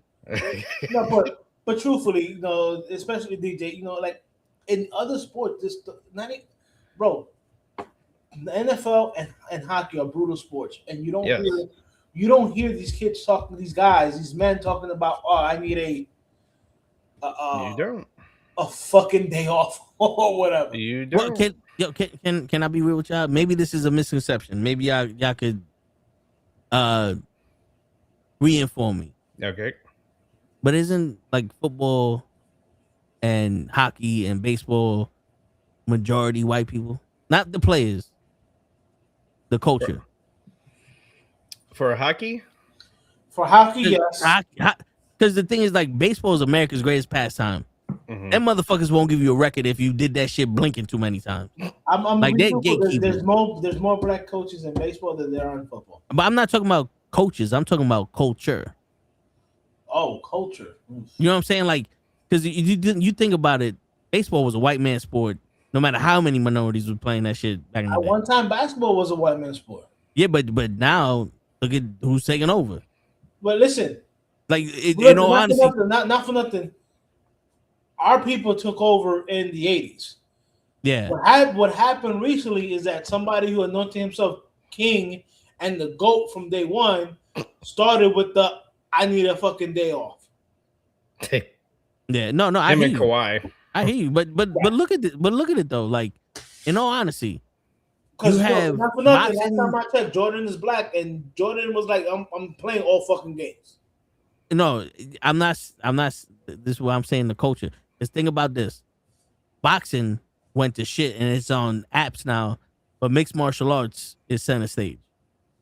Who's running mixed martial arts? I don't know because I stopped watching mixed martial arts because Dana White, and a bunch of white people. Well, the Saudis. I mean, But not for nothing. 15 years ago, when it was hot, Dana White was the one running it anyway. Yeah, but look at the culture though. Like, I'm not trying to say that black people or like minorities ain't in the sport.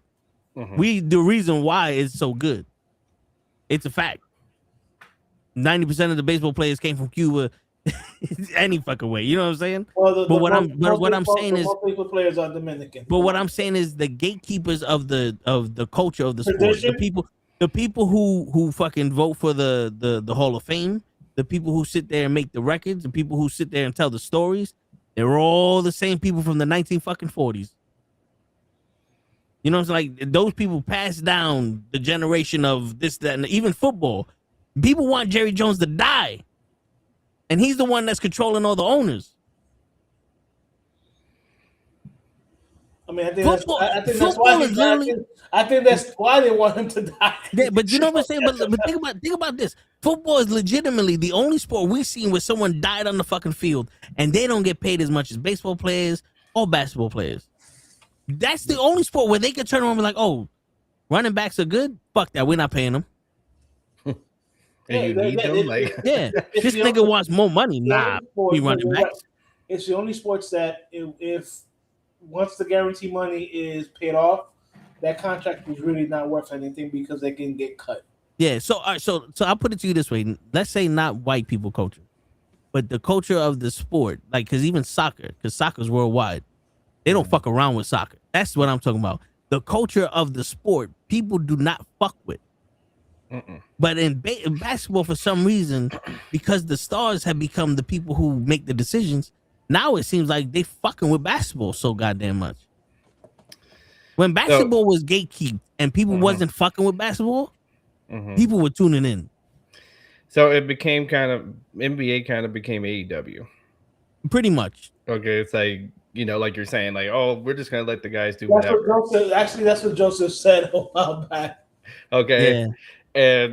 And like you're saying, like, so for example, I see everybody debate about the draft lottery for NBA. I was like, all you got to do to fix it is everybody go back to everybody gets one ping pong ball. I don't care what, if you did not make the playoffs, I don't care what your record was. The fact that you didn't make the playoffs, you get one ping pong ball. Stop giving this, oh, you get more ping pong balls if you, you know, the further down you are on the rankings. No, one. You get, everybody gets one. So, okay, like, so yeah, you had the Orlando Magic get lucky and you had the Spurs get lucky. It happened 3 times that teams got like, you know, basically teams that barely missed the playoffs ended up with the number 1 pick. So why did you change it? Because 3 people got lucky out of all of the times you did the draft lottery. Word. There was no reason to change, and it was more exciting. Like, so the Orlando Magic getting Penny Hardaway and Shaq was exciting. The Spurs getting Tim Duncan was exciting. So you actually got something from that, even. Yeah. Instead of just this piss ass team that gets the number 1 pick, and we gotta. Okay, so you got the number 1 pick on a team that's gonna win 30 games. Yeah, you got the number 1 pick again. And like, Yeah, so what do we? How many times did Cleveland get the number 1 pick after LeBron left? Shit. But you know, you used to get the number 1 pick a lot. The Clippers. Yes. One of the reasons why I laugh at when people debate me on, like, you know, over here, and I have plenty of people that are Clipper fans over here, and I just have fun with them, and then I go, okay, so what's the scoreboard on this championship? Like, you know, as they go back and forth. Yeah. And then, oh, that's all y'all got. I'm like, well, what are we playing? What do NBA teams play for? Like, what are we debating? Okay, look, what do the NBA teams play for? So you guys are happy that 10 years in a row, you guys had a winning record against the Lakers, and that's what you're dancing around about?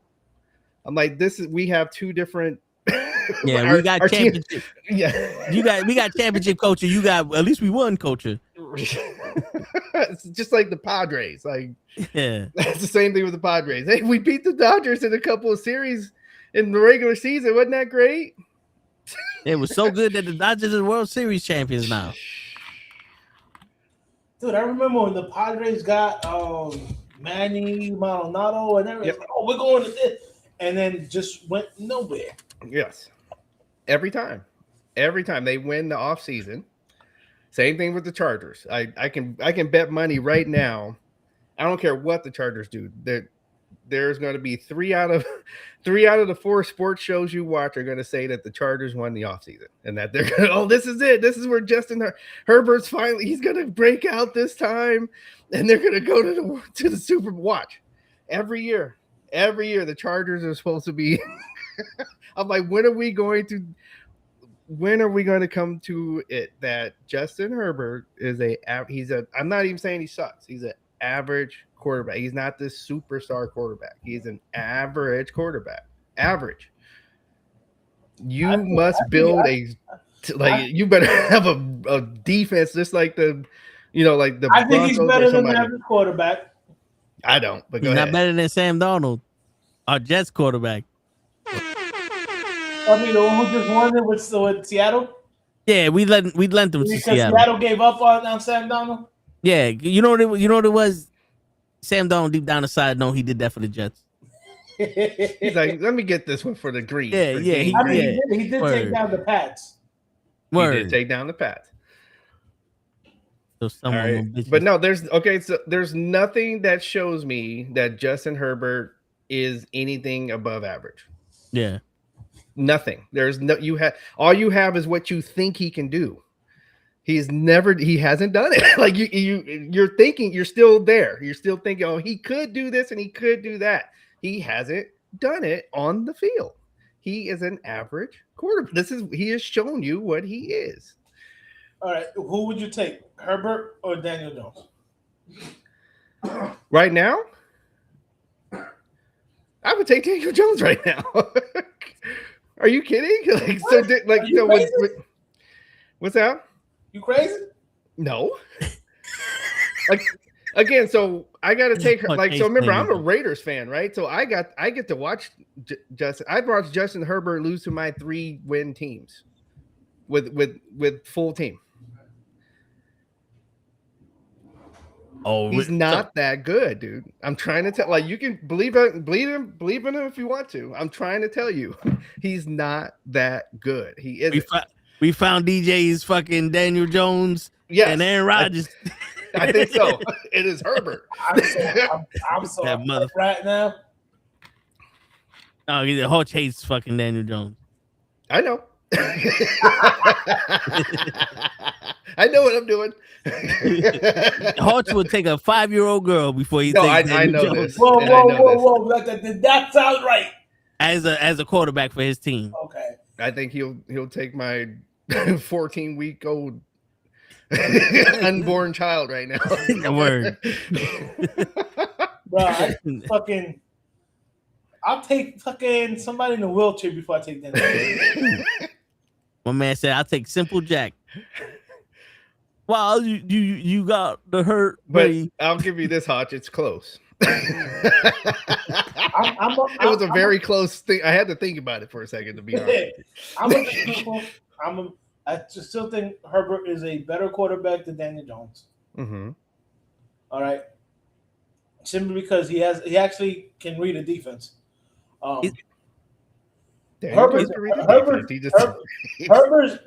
biggest problem has always been, and I'm gonna say it's the Eli effect, trying to do a little bit too much. Mm-hmm. You know what I'm saying? Trying to go for that home run hit that turns into an interception. Meanwhile, you had the guy in the 10-yard route that was open. I've seen him do that. That's what I see. Herbert has that a bit of a gunslinger mentality to him, and I would thought that with one of the hard balls that would be taken away, but he still has that. Yep. But then again, Eli had it, and it's something you just got to deal with. Like I tell people straight out, people don't understand how Eli's first 10 years in the league, his offensive coordinator Kevin Gilbride didn't have set routes for his wide receivers. I remember that. Yep. There were option routes. Yep. Based on what the quarterback saw and what the wide receiver saw. So I'm like, all right. So, and I tell people, so if the quarterback saw that the throw was on the inside, and the wide receiver thought that the throw was on the outside, the defense is there to make up the middle. That ball is probably going to get interception, which is why Eli led the league interceptions for 3 years. You know what I'm saying? But when you had somebody like Ben McAdoo come in and he actually put set routes into shit, Eli cut down on the interceptions and literally had almost 5,000 yards passing and over 30 yards, over 30 touchdowns. But hey, but my whole thing is, I think Justin Herbert is too much of a gunslinger, and not for nothing, there is no consistency in his wide receivers at all. But he usually always has good ones. He usually has really good wide receivers, really good running backs, and really good tight ends. He usually, so in the offseason, they say this is one of the best offenses in the league when the season starts. Then the whistle blows. Right? My Jim Cornette sayings, then the whistle blows. And he goes out there, you know what? I don't want it to, like you said, I'm not taking I'm gonna be truthful. There's someone in another jersey down there. Some of those experts shouldn't be experts. Because some of those takes, I'd be like, really? So you think signing a 32-year-old wide receiver is winning the offseason? In fact, one of my watch, here it goes. They're going to pick up Tyreek Hill. Right? Who's 31 years old and not as good as he was before. Exactly. They're going to get Tyreek Hill. And then the hype is going to start. Now he's got somebody to take the top off the defense, and he's going to watch. I'm telling you, that he's going to be 12 for 12 at the end of the year, or 20 for 20. He's always really close in touchdown to interception ratio. I'm just like, what? I don't understand what more I need to see. I'd rather have Jameis Winston. How about that? At least I'm entertained. He's going to have the same numbers, and at least I'm going to be entertained by him. And nigga said, not even you suck, but you lame too. Hey, I like what James. I mean, James. God bless the snow today, and we're gonna play in the snow. It makes me. Not for nothing. When the Giants signed Winston, I was like, I'm okay with it. Everybody's like, you are? I'm like, absolutely. I'm like, I said, if we're gonna lose, at least we're gonna be entertaining. I mean, absolutely. Jameis Winston is welcomed in my quarterback room. Damn it. I don't know. I saw 6 years of Daniel Jones, and I'm telling you right now, I'd rather have Justin Herbert. See, I think you're working out that trauma of having Daniel Jones on wearing your actual jersey is what you were feeling there. I've been watching that show Shrinking on on Apple TV. That's why I'm talking like this. Dude, I'm watch like I was many shows ago, like this, like maybe 2 years ago, whatever. Mm-hmm. The Giants are playing against the Pats, Mm-hmm. and he throws an out to I forgot who it was. I forgot who the wide receiver was in front of Stephon Gilmore. I think I remember this play as you're saying, and I'm like, and it worked in the first quarter. And here comes the same setup in the third quarter. I'm like, don't throw it. It's going to be a pick six. Don't throw it. Don't throw it. Don't throw it. I'm at the bar. I go, he's going to throw it. Pick six. Interception. Gilmore goes in for the touchdown. And he's gone. Pick six. And I'm like, and mind you, just like this year when I was with Led and at the bar, we're watching the Cowboys-Giants game, and I called the shit with the prevent defense. Right. I had somebody sitting next to me. He's like, yo, how the fuck did you know that was going to happen? And I go, because I play football and I know how you set up people. You can't, yeah. Daniel Jones is a simple quarterback. The Giants came out with the same formation at the same side of the field. I'm like, he's like, the same side of the field. Like, yes, they did this play in the third quarter. Remember, at the end of each quarter, they switch fucking sides. Right. For whatever side of the field you were in the first quarter, you're going to be on in the third quarter. I go, they came out of the same formation on the same side of the field. Yeah. And the guy is like, are you fucking shitting me? And I'm like, dude, I said, I love my Giants. Not only do I watch my Giants because I love them, I also watch them to dissect them. This is why I know when people are actually like the biggest debate right now in the Giants organization. Oh, should we pay Wan'Dale Robinson $17 to $20 million? And I'm like, no. I'm sorry. He's 5'9", 185 pounds. I like the guy. He is not. You're talking about low number one receiver salary. He's not a low number one. He's not even the number two. He's a good 3. I'll give him that. The reason he caught 100 passes is because Malik Nabers was hurt. If Malik Nabers is not get hurt in the third game of the season, the guy catches what he's been catching every year, which is about 60 passes. Well, and he was catching some of that even when Nabers was playing. He was catching some of that runoff. Like, okay, everybody's covering Nabers. Oh, look, he's open.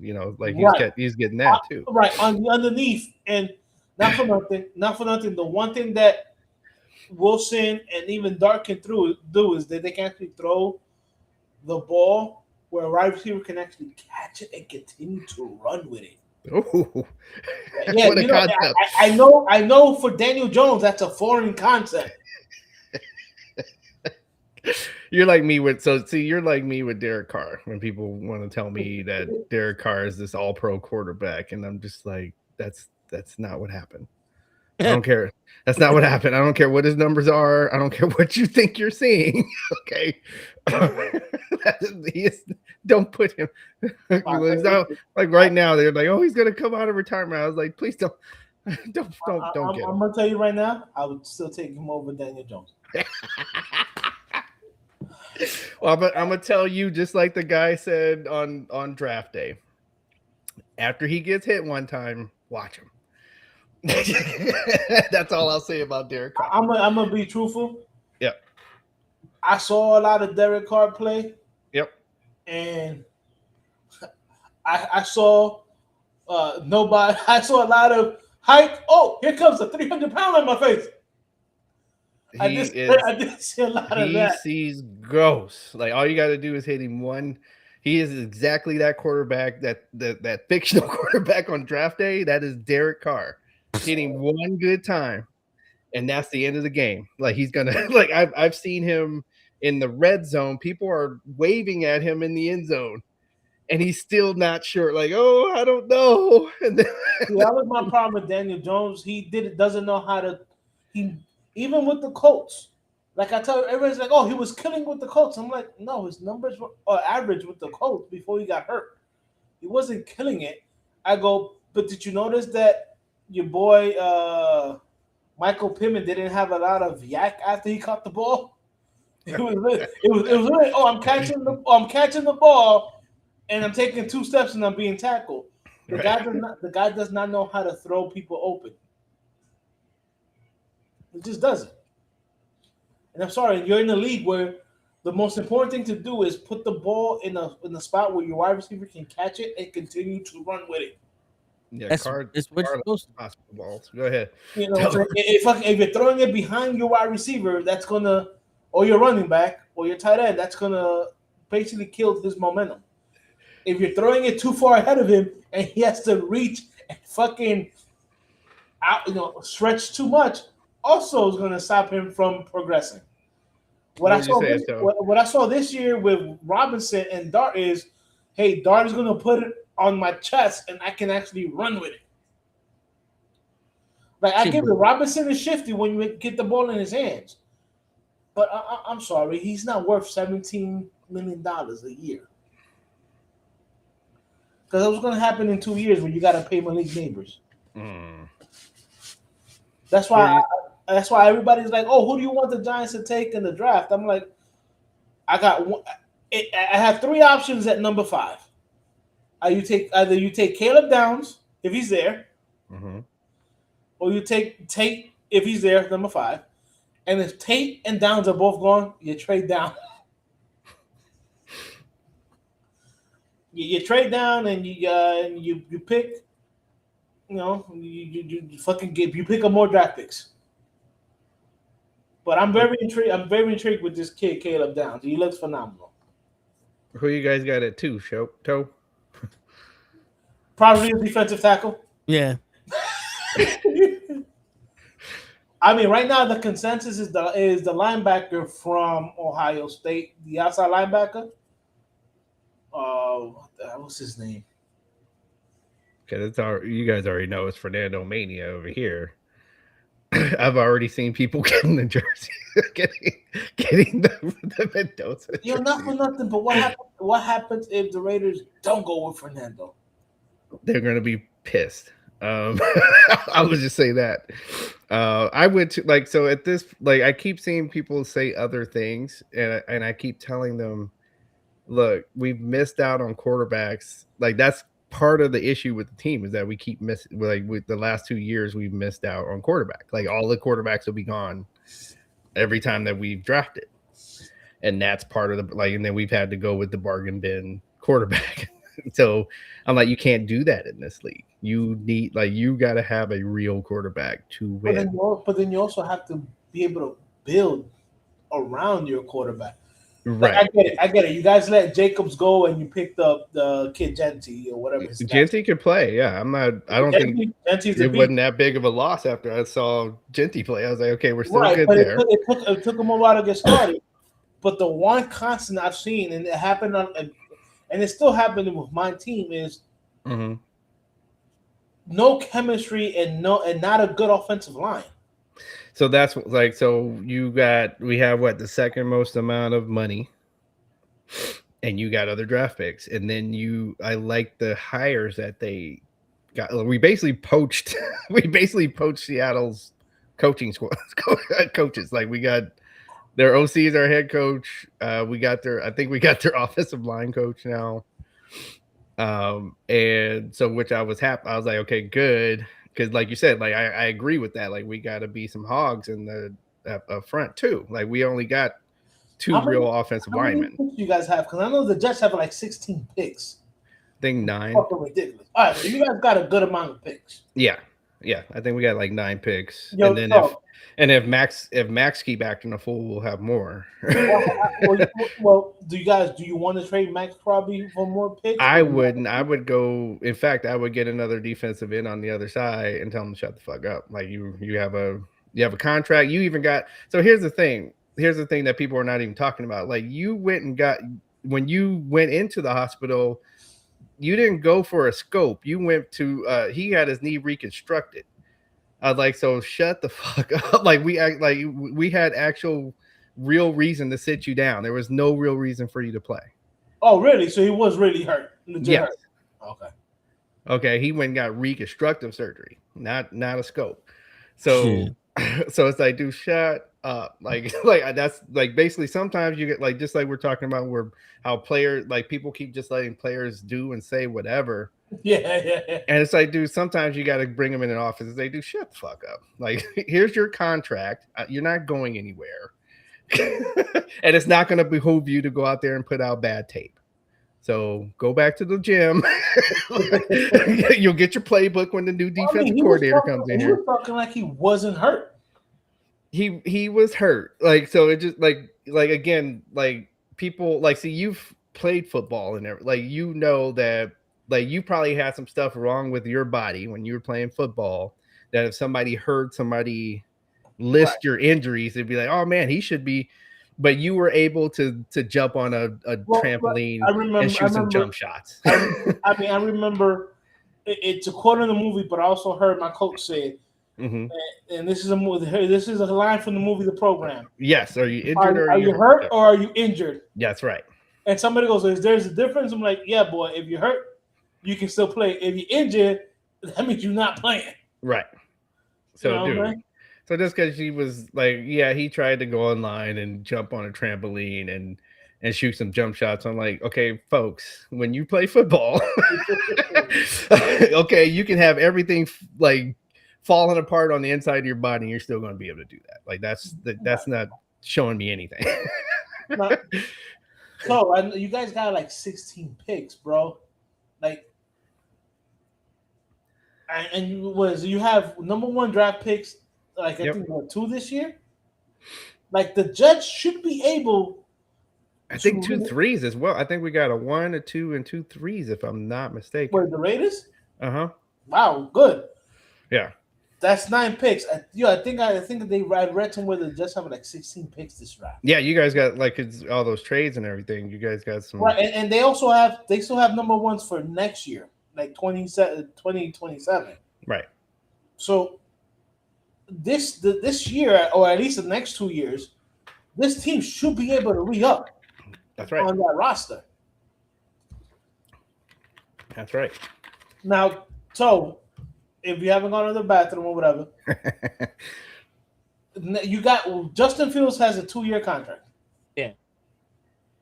Okay, you have him for at least next year. So I know the guy that you guys wanted from Oregon said he wanted to go back to school, the quarterback or whatever. Yeah. You guys have a bunch of picks. You should be able to get a linebacker, cornerbacks, wide receivers to help out your boy fucking Garrett Wilson. Mm-hmm. And you guys have enough draft picks to fix that offensive line. Are you confident in this administration to actually do that? Dude, I looked up a mock draft. The first 2 picks is a fucking edge rusher and a defensive tackle.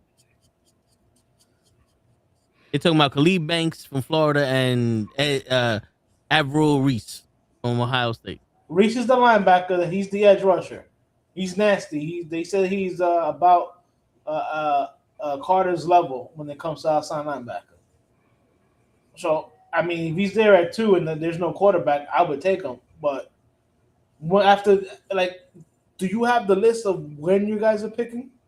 So, from what I'm looking at, number 2, 16, 33, 44. I think that's it. 2, 16, 33, and 44. That's like the first 2 rounds. Hold on, let me go back to. All right, we got 2, 16, 33, 44, 103, 175, 178, 192, 206, 209, 218, and 242. Damn, we got the whole draft. No, don't get it twisted, because we're gonna probably trade 7 of these for some fucking cocksucker that doesn't know how to read. Now with the 2 pick, with the number 2 pick, said there's no. This was supposed to be a heavy, good draft with quarterbacks, but I guess a lot of them decided to go back to school. Mama wrong again. Yeah, they didn't want to go. They're like, okay, wait, we already know they're picking Mendoza. We don't. That's it. We don't want. Yep. It's They don't want to go to any of these other.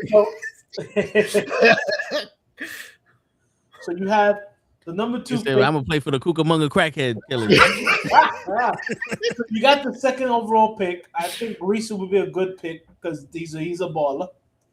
Then you got the 16th pick. I mean, at 16, you guys should be looking at offensive line, not a defensive lineman.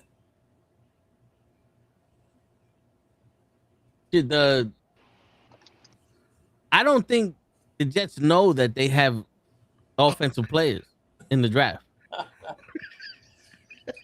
Because they said the number 33 pick, that this is the mock draft. They want to get a quarterback, Trinidad Camblisa. A cornerback or a quarterback? Quarterback. And then they want the CB Keith. That's Abney. a cornerback. Yeah, cornerback. I don't know. I don't know who's putting those mock drafts together, but that's stupid. But I guarantee you they probably fucking like, them boys good. We need them. He reminded me, like, we used to make fun of the Clippers on draft day, and then we'll be like, hey, did somebody call the Clippers in the drafts today? Yo, not for nothing, bro. Like, you guys have so many picks in the top 150. I mean, you guys have like 5 picks in the top 150, 6 picks. If they do it right, they would come out with fucking, not for nothing. Your best GM, which you guys let go, was Joe Douglas. Joe Douglas was the one that drafted Sauce Gardner and Garrett Wilson. He did fuck up bringing in fucking Aaron Rodgers. That's why I think they fired him. But yeah, like, get out of here. Yo, you know what the crazy shit is though? For that 3 days, I was like, yo, we could get Aaron Rodgers. Then the 4th day, I said, wait a minute. I seen this pattern in women plenty of times. He don't want to be here. That's the reason why they got rid of him, because this man don't know women like I do.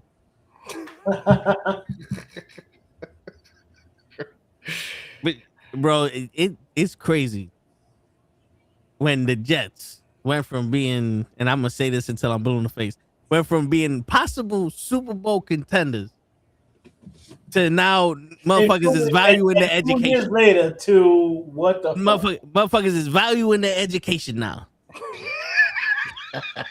I value my education. I'm gonna be 38 next year, but I need my education. My mama said I need to graduate. I can't play for the Jets. Holy shit! I mean, that's almost like Justin Herbert. He literally said it. I think the Giants were about to draft him. He goes, I didn't want to go back to school because I wanted to play 1 year with my brother. Who we gonna have to get a free agent or trade for somebody that's a decent quarterback? I mean, Justin Fields is at least a quarterback if you guys put him in the right system. See, that's the problem. You don't have a system. Our system is go out there and play the best baseball you can play. Nigga, we barely got a football to throw. You bugging. You know what the problem is? When they practice, they go, you got 7 seconds to throw the ball. And the offensive line goes, oh shit, they're not gonna do nothing for 7 seconds? And they never catch on. And they're like, yo, they keep breaking the 7-second rule. They keep breaking. Yeah, 1 Mississippi, 2 Mississippi. That's not how we played it back in the day. These guys keep running in. Yeah, the offensive line is like, why we gotta keep putting these pads on? My man said the 7 seconds. Yeah. We got a new offensive line coach, and he said, I'm gonna take them to Spain. They're gonna run with the Bulls. Olay! They ain't gonna block shit. Just let them pass. I mean, not for nothing, bro. I mean, you guys had money. You guys have a bunch of draft picks. Here we go. And we ain't gonna do shit with them. Well, hey, Kyler Murray's a free agent. See, now that is smoking like a true Jet fan. Uh-oh. Yep. We never expect shit. Bro, I've been saying this shit since we started this motherfucker. Everybody that makes decisions in a Jet that gets paid by the Jets should get fired.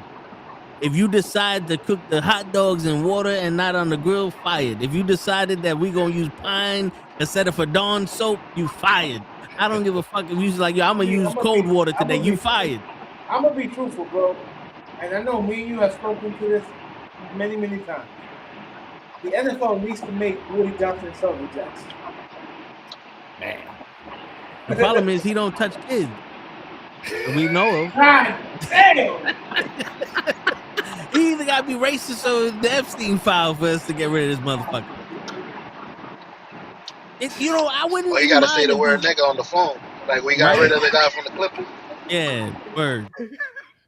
But I wouldn't mind if this motherfucker was the coach. I mean the owner. I don't care, but have someone at least competent enough to hire someone who can make decisions. Enough for nothing, but you guys, Joe Douglas was a very good GM. He put that team together that you guys were literally a quarterback away. And people said we got that quarterback, but the problem was there's no intergender play, and Aaron Rodgers didn't work out for us. The ashwagandha made his Achilles snap in the first place. But also we had a team when we was getting Aaron Rodgers.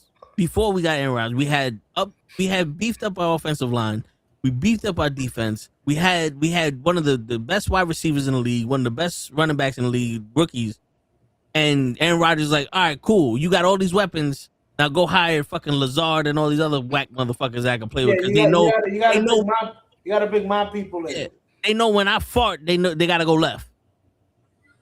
Because God forbid someone who fucking plays football and doesn't know that when you wiggle your fucking big toe, they need to go long. Dude, this is supposed to be the leader? I remember when he said that. It's like, oh no, I have certain hand signals that my guys know. And I'm like, dude, these That's these what guys, training camp's for. Yeah. But you don't believe in training camp. Yeah. I'm like, you don't believe in training camp. You're not at training camp. Like, I get it. Let's say you don't want to actually train during training camp because you don't think you need it.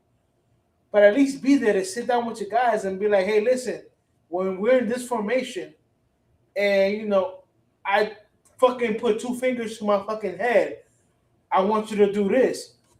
But if you're not at training camp and literally you just show up the fucking, you show up fucking the day before the season starts and you expect them to know what your fucking mannerisms are, you're out your fucking mind.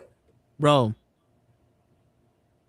Garrett Wilson was pissed off at this man, and he was perfectly fine playing with Zach Wilson. Yeah. He won Rookie of the Year. This Hall of Fame quarterback. He won Rookie of the Year. Zach Wilson throwing him the ball, people. This Hall of Fame quarterback can't play with the Rookie of the Year fucking wide receiver. But the motherfucker that can't read off it, like he doesn't even know that he hiked the ball. Wow. He don't know what the fucking height count is. Can fucking work with this wide receiver. That's what I'm saying. Yo, this man destroyed our team. He had to have. And then you bring in a fucking idiot that goes, we're going to change the culture. The only thing this coach changed was we don't go for extra points. We go for 2. It's like the coach gets a touchdown. He goes, and 1. Run it back. Throw that shit out of bounds. I mean, like, I ain't never seen so many 2-point conversions in my life. He came from the Lions. They love going for 2 points instead of that. Give me that extra point. Yeah, but why don't we fucking get a culture of winning before we start doing this shit? You gonna sit there and you waste our fucking touchdown. Well, you know what it was. A lot of people are trying to get through what the Lions did, where they hit a home run with Dan Campbell. No, yo, I hear you, but we ain't no copycats. You know what I'm saying? Come in here like that. That's the thing. Like my shit is like, yo, the NFL is a copycat league. Oh, I know that, but if you're gonna come in and change the culture of a team, you can't change it to copycat. Because for that, just put fucking blue and white uniforms on us. We're gonna fucking Irons Vise drive and push it down some ice. Why don't you? The only thing we could be is Jamaican. You're dead, man. Hey, Sanka, you dead? Yeah, man. That's Buckingham Palace. You guys at the Making Block 17? Yeah, man. Yeah, man. You want to live in Buckingham Palace? You go live in Buckingham Palace. It's kind of fun, like when you said copycat league, and I like how also people will bitch about anything that one team is doing that is making them win for a minute, right? So like I remember when Wildcat came along, oh, that should be illegal, and then then now I hate calling it the tush push, it's a damn scrum. Okay, because I watch rugby too, so I'm like, it's a scrum, folks. Yeah, watch other sports. Had rugby people come in and teach them how to do it, and oh, that should be illegal. And then now they didn't. Now you don't even hear nothing like. So they didn't win this last year, so now you don't hear nothing about it. Right? Oh, everybody hates the Chiefs because they always win. Oh, hey, man. Well, that's because the refs was like, yo, listen. And you saw all of those refs that were in most of their games got fired or sent to college. Because Miley Cyrus don't want to do the halftime show. She came in like a wrecking ball? Yeah. Fucked it up for everybody. No, when this bitch be in there. This league is always, the NFL has always been a copycat league. Always. From the very first inception of football. Yeah, but remember when this football first started, they didn't really pass. It was always a run. Yep. Yeah. 3 yards in a cloud of dust. Right. You know what I'm saying? It wasn't until you know what? We can actually throw this ball. We can? Oh shit. Wait, what? But then you look at it. They do that shit where the quarterback's running, the quarterback's doing all this shit, but who's winning the Super Bowl? Tom Brady. Eli Manning, motherfuckers that got no mobility. Because they just stand in the pocket being what real quarterbacks do and shit. And that's what they do have mobility inside the pocket. And they're not running a 4-2 is basically what he's saying. Yeah. Right. And no, I understand what he's saying. What I'm saying is the best thing a quarterback can have is total control or awareness of that pocket. That's right. And then accuracy. And I know a lot of people's like, oh no, but I got a quarterback that can run a 4-3. Okay, but do you have a quarterback that can feel the pressure coming from the left and either step up or step back to avoid that pressure? And can he still be accurate even when everything's closing in? Can he still? Can he stay in the pocket and deliver? Yeah, keep us cool and give me a pass that only your guy can get. That's just give me that. Just give me the pass that only your man can get. Like I remember, this is why I tell people. This is why I have arguments with people that say that Eli Manning shouldn't be in the Hall of Fame, and I'm like, well, first of all, he's top 10 in yards, top 10 in touchdowns. I go, did you see the beatings this man used to take? Yeah. Because I love how people go, oh, well, Eli Manning, the only reason he won is because the Giants had a good offensive line. No, we had a decent offensive line in 2007.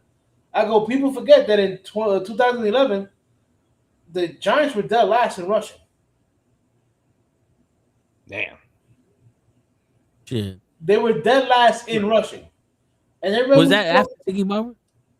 Oh, yeah. Well, Tiki Barber retired in 2005, 2006. And then the very next year, he literally came out the year he retired and said Eli Manning is not a leader. And that very same year, Eli Manning goes out and wins his first chip. So, and it's funny because also people say, oh, the defense, you guys had a great defense.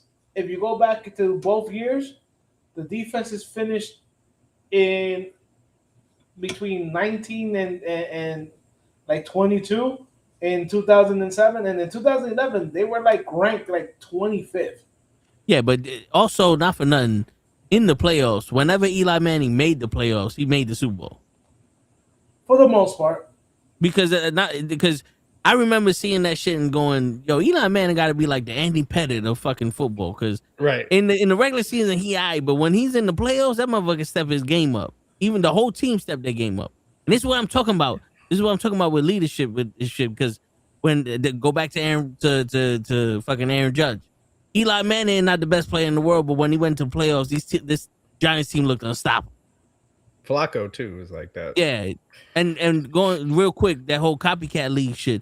I don't know what they're copying because if you notice, every sport when the team plays the purest part of the purest form of the game, they win the fucking game. They win the series. They win the championship. Look at this. Like, LeBron is the best player in the league. The Spurs destroyed his ass multiple times playing basic basketball. Team basketball. The fucking look at the fucking Seahawks and the Patriots. The Seahawks, they have an okay quarterback and their defense was crazy. Defense wins games. Offense wins. Physical defense. Offense wins games. Defense wins championships. Yeah, you know what I'm saying? Sells tickets. Offense sells tickets. Yeah. So what are we copying? We don't have a defense anymore. We don't have an offensive line. We got a quarterback that would rather run the ball than throw it. But we have an offensive scheme for a fucking quarterback that's going to throw the ball. It's like, hold up. You have a quarterback that was just like Sam Donald that didn't have the option to throw the ball. Yeah. Because there was already somebody in his face. But yo, here's the kicker, Hutch. How did Tom Brady win most of his fucking championships? Those 5 and out, those drop passes, those little dime passes that he just got the first down. He kept getting the first down. 5-yard check downs. He also had time to throw to the check down. But yo, here's the beautiful. Your Jets quarterback. I've never seen your Jets quarterback have time to check. I get that, Hutch. The check down. Here's the beautiful thing, Hutch. We got one of the best running backs in the league. Let him run the ball to fucking set the tone of them running, and then my man can take a drop back. Yo, 2 steps, pass that shit off to somebody. Let them go. Get them little things. Those little short passes.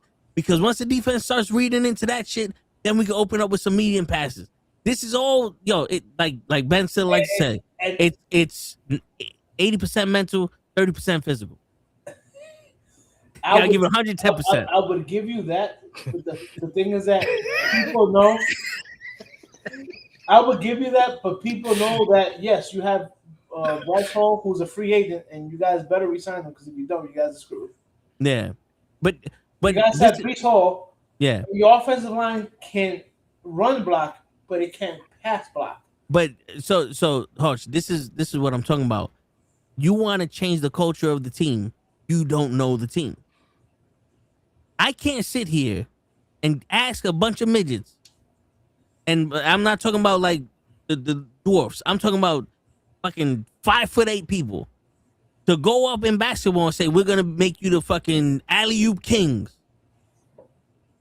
You know what I'm saying? If we got a running back that can run the ball, we got a line that can block for our running back, and we are throw heavy, that's a problem. You don't know the team very well. We got a defense that can stop these fucking motherfuckers from playing, but we don't have an offense that can keep our defense off the field. Me and you said this shit for years, Hutch. The offense is on the field too. I mean, the defense is on the field too fucking long. Damn. Run the ball. Get the defense off the field so they can rest. That is true. Your defense spends more time on the field than any other defense. Yo, winning by 3 points is the same W that you get when you win by 17. Basically, you don't get extra points. Yeah. Just like a degree in biomechanics is the same degree. How many points you won by? No. Yeah. Or you NFL get a degree Street. in biomechanics and I get a degree in biomechanics. They ain't gonna ask you what fucking seat you sat in when you was in class. It don't matter. They really don't care. They really don't care. This is what I'm talking about with the stupid shit. Where now, the more I see this motherfucker, the more I even hear about Aaron Glenn. You sold me a bill of goods, bro. You sold me a bag of goods, and it was all good. But it's time for you to go, Man. because I told you the scenario. You got a kid that's failing math. You hire a teacher. He gets worse in math. You gotta go, Papa. You gotta go play it. You ain't like, well, you know. You don't give him one. You only gonna give him 1 year. You hire a math teacher. Be specific. You just said that Bryce Hall only got 1 more year left in his contract. No, he's a free agent now. He's a free agent now. So if we let him go, it's because of Aaron Glenn. If he goes somewhere else, because of Aaron Glenn. That would be the GM. The GM is the one that drafts and signs your players. I hear you, but Well, I'm saying this I mean, because he has to get the okay from the Yeah. owner. the GM signs and does all that shit with the players, but on the field, when this motherfucker's not running the ball as much as he should be, And you talk about he the doesn't want to defense is play giving for up. you guys. But the defense is giving up on us. We can't get right. We didn't Is the adjust. defense giving up on the coach, or is the defense giving up on the offense? Because remember, I think the defense, last year with Aaron Rodgers, they did the same thing. The defense gave up. but I think the defense is giving up on the coach because what adjustments has he made? Besides going for 2 every time we get a touchdown, what adjustment has he made? He got rid of the 2 best defensive players we had. What adjustments has he made? That's the GM, Papa. That's not their coach. It don't matter. The GM was the one that made those trades with the approval of Woody Johnson, not the coach. Don't give me that face. Okay, all right. All right. I'll tell you what. I will give you that. I'll give you that. I'll give you that if you can answer this one question for me, because I feel like right now I'm on the Senate right now. I'm on the Senate. Okay. Coaches answer this one question for me, Hutch. Go ahead. What adjustments has he made since game 1 of last season? I don't know. None. We got humiliated in every single fucking game. They're talking about the Jets are so bad that Andrew Salah is fucking like his time on the Jets don't count. That's how bad the Jets are. I did see a video where somebody did like a whole thing where it's like historically bad. Like the Jets were like made history bad. Yeah, we didn't even get an interception. I mean, when you trade away your best defensive tackle and your best cornerback, bro, and not for nothing, this man got rid of Aaron Rodgers. You telling me? I believe that this motherfucker got rid of those people. I believe he got rid of those people. No, he's known for like causing chaos in the GM office. Aaron. So no, that I believe. He's talking. Well, I don't think he's talking about Rodgers. I think he's talking about Aaron Glenn. Oh, Glenn.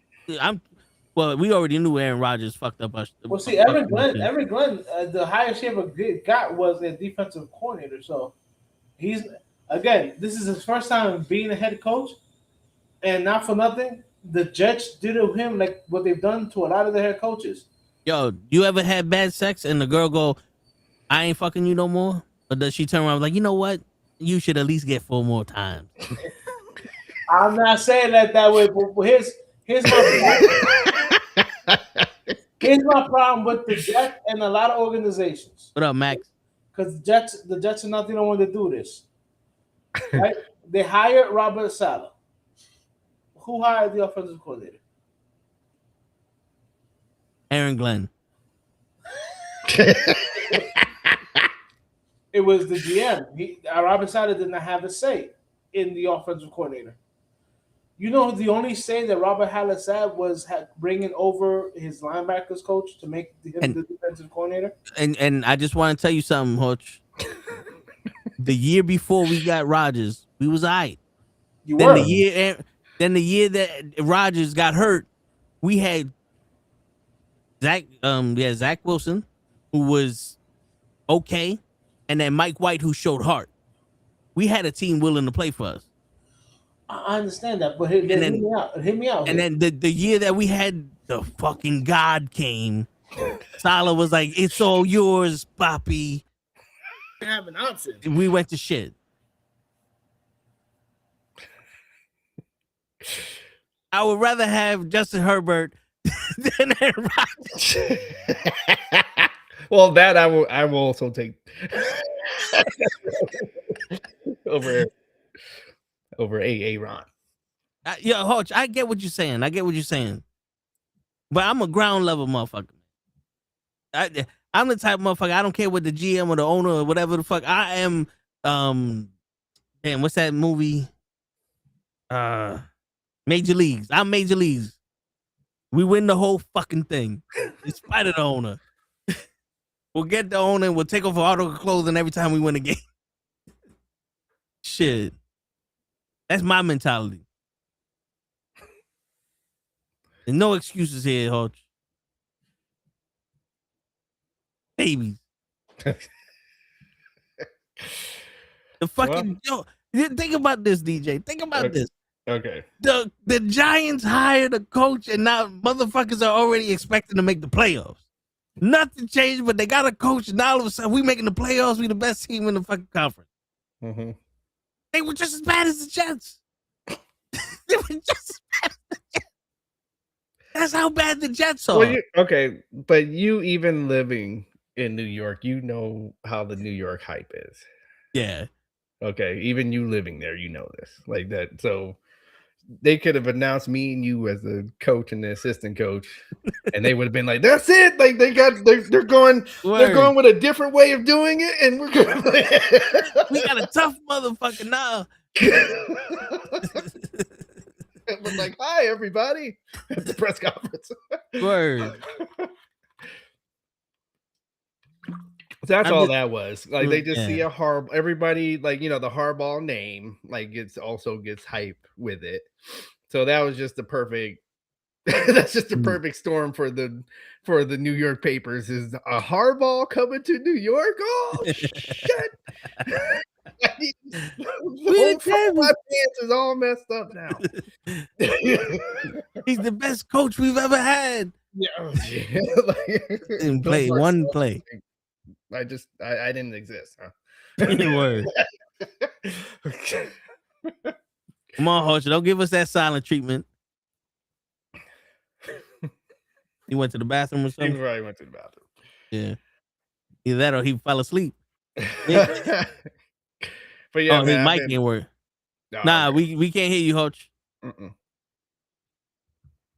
I'm over here like, man, Hodge left.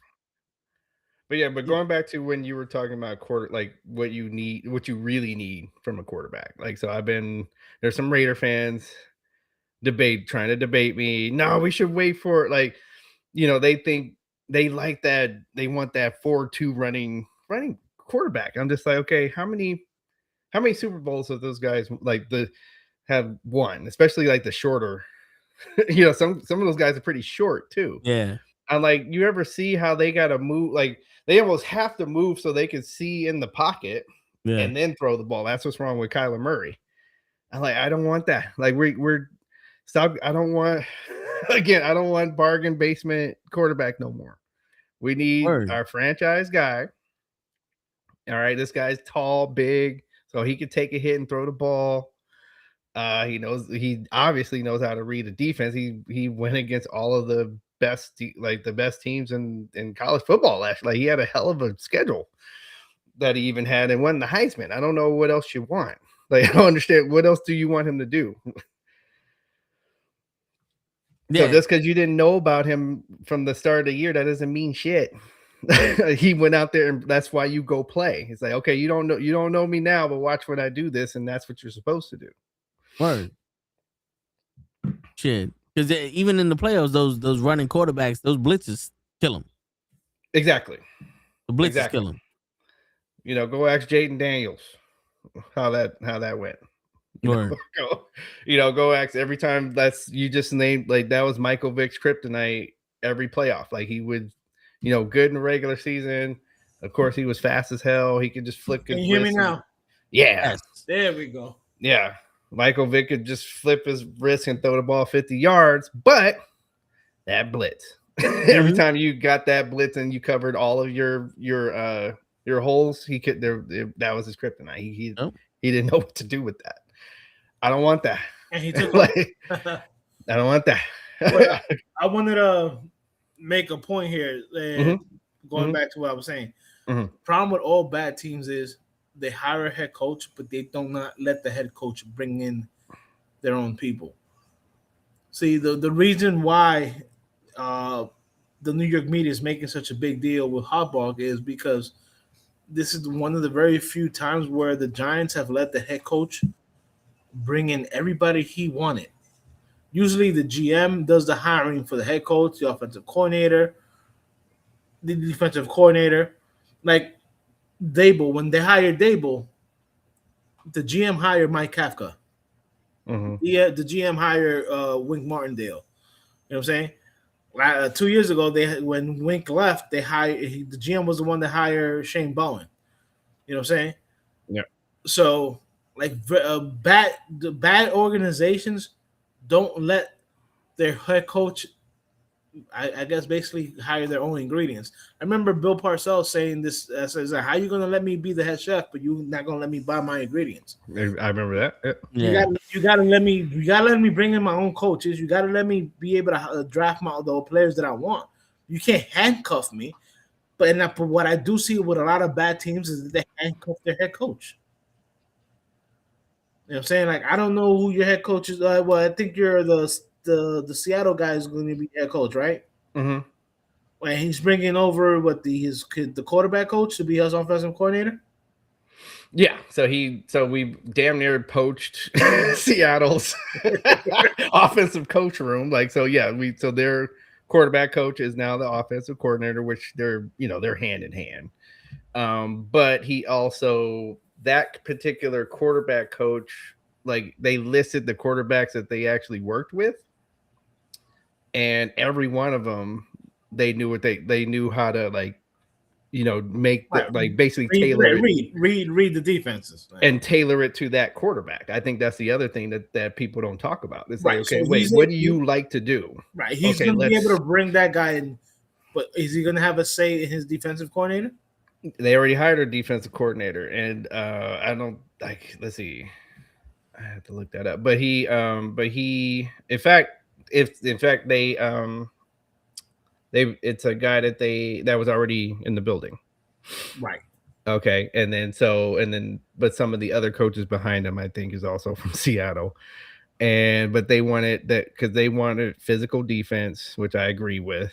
Because that's what wins is like not this. Well, you got to have a defense that's aggressive. Now, I never liked, and this is why I was not a very big fan with Shane Bowen. Is I don't like the read and react defense. Mm-mm.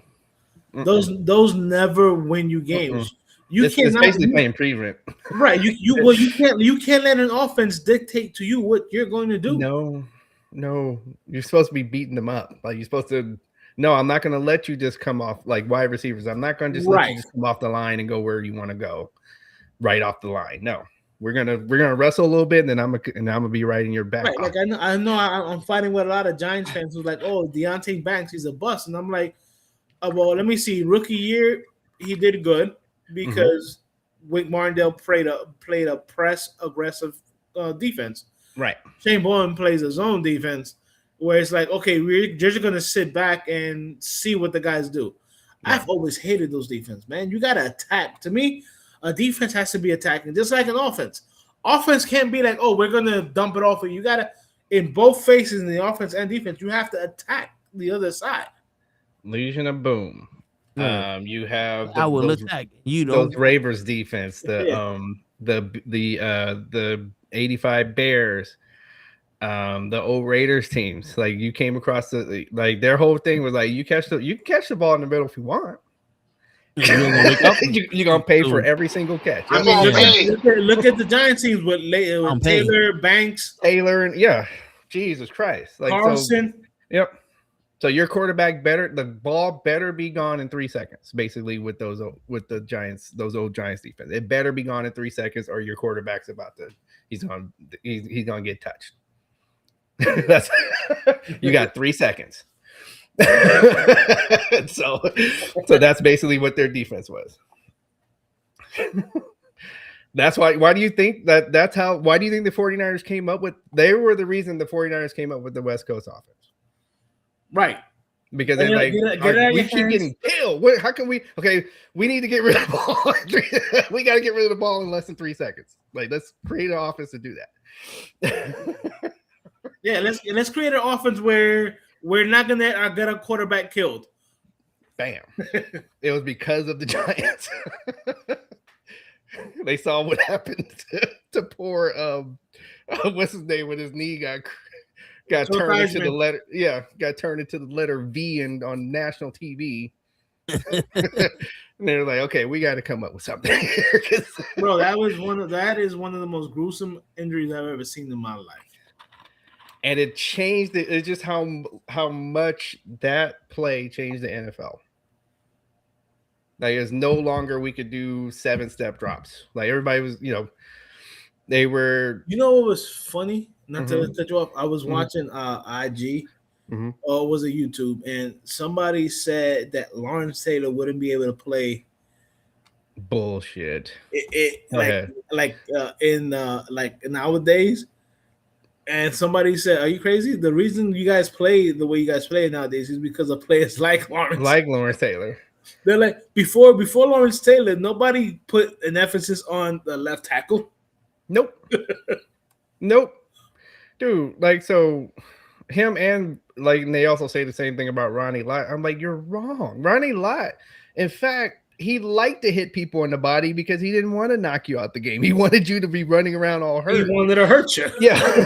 He didn't want you out the game. Like, so he hit people really hard in the body. You're wrong. I'm like, you're wrong. They would adjust. Like, even those old Raiders, you don't understand the kind of defense they would adjust. These are all-time players. I tell you what, though, I know two players that would fucking pick this league apart right about now would be Montana and Rice. Oh God, and Steve Young, too. But I mean, if Montana never gets hurt, we never hear Steve Young. But we heard him. So like, what would happen now is that he would get himself traded. He's like, okay, you guys gonna stay with you're gonna get me over here then. But dude, imagine Jerry Rice coming off the line where he doesn't, the defense couldn't maul him like they did back in the 80s. Imagine Joe Montana playing with the rules that you couldn't hit the quarterback the way they did back in, like. People really got to go back and look at some of these films of how the quarterback was being hit in the 80s and the 90s. They don't understand.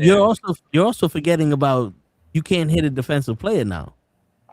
So all those up the middle passes, they're fair game now. Well, you can't chop block a player now. No, but you know what I'm saying? Like if the player isn't looking at you or he's defenseless, you can't hit him. Back in the day, you knocked that motherfucker out the minute the ball left the quarterback's hand. Oh yeah. Like a lot of quarterbacks back in the day were afraid to throw the ball down the middle. Now you got that shit wide open. That's another choice for you. Bro, quarterbacks back in the day would throw interception and stay on the field to try to make a tackle. Quarterback throws a pick now. He's already on the bench. Yeah. He's already on the sideline. He's already throwing the tablet. I'm like, wait, the guy is still running. He's like, I threw the interception. Y'all handle that. Yeah. Dude, I've literally seen it. The guy throws it, and he's already unhooking his fucking helmet, whatever. And I'm like, yo, the guy's still running, bro. What are you doing? One of the best hits I ever saw was from Kenny Stabler. Oh yeah, he threw a pick, and he said, "Oh, you could tell he was pissed off that this guy even caught the ball." And then so the guy's running up the side, and I see this hit, and I'm like, wait, that's the quarterback? Kenny Stabler. But then again, that's when not for nothing, quarterbacks were a lot tougher back in the days, bro. Yeah, and like you said, it's like, and so you tell Kenny Stabler, oh wait, this guy can't just hit. He can't like hit me in the knees. Right. He can't come and whack me in the head. Yeah. Wait, you mean they're not gonna maul my wide receiver at the line of scrimmage? So now he's really telling them. Him and Phil Simms were two of my guys that I would laugh. Because see, you're gonna laugh now, Hutchie. Like, so I used to watch, like, when I would watch Phil Simms, at least 2 times a game. He's back, and then he's telling, like, the rush is coming, and he's still telling the guy, go back. And then he throws it, and then he's in the pile with his head out, like he doesn't. Yeah. He's looking to see the guy off the ball. And I'm hollering, laughing. I'm like, this guy's a nut. I saw that a lot from quarterbacks back in the 80s and the 90s, where they'd be like, "Yeah, just go. Just go. Don't stop there. Don't insult my arm. Yeah. Shit. Not for nothing. Like, I'm not one of my favorite players, but Terrell Owens, big fucking dude. You know what I'm saying? The only way you can really slow down Owens was to jam him on the line of scrimmage. And I mean, like, really jam him. Imagine him now, his size, being able to literally come off the line of scrimmage without being fucking punched in the face, was basically what you had to do to him. Mm-hmm. Dude would have a field day. Man, one time I went to, speaking of Terrell Owens, like I went to one of the, like, how they had like the Super Bowl Expo kind of thing. Right, yeah. So I go and then I run, like I thought, like I'll just kind of look. There's so much good stuff to look at, right? And I thought I ran into a wall. Like I for real thought, like, man, I was looking at this stuff and I ran into this wall and I look and it's fucking. I was like, wait, this is a man that I just ran into. His body felt like a fucking wall. That's what it felt like when I just bumped into him. Jesus. And he was very nice, very, very nice guy. But damn, I was like, what the fuck? Like, what are you looking doing? Look, not a big fan, but the dude was fucking solid. Not a gap, like just solid. Bro, there was literally that you're not supposed to have 0% body fat on your body. I think that man had 0% body fat on his body.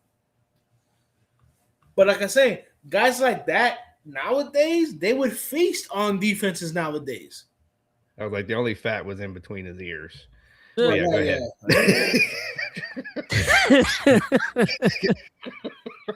No, that is true. He He was not the brightest person, but no, but it's like, dude, people forget how good players back, who older players were, how good they were back. They don't understand. They and then they try to watch. Like, well, I watched the game and they look slow. I was just like, no, you're not understanding what you're watching.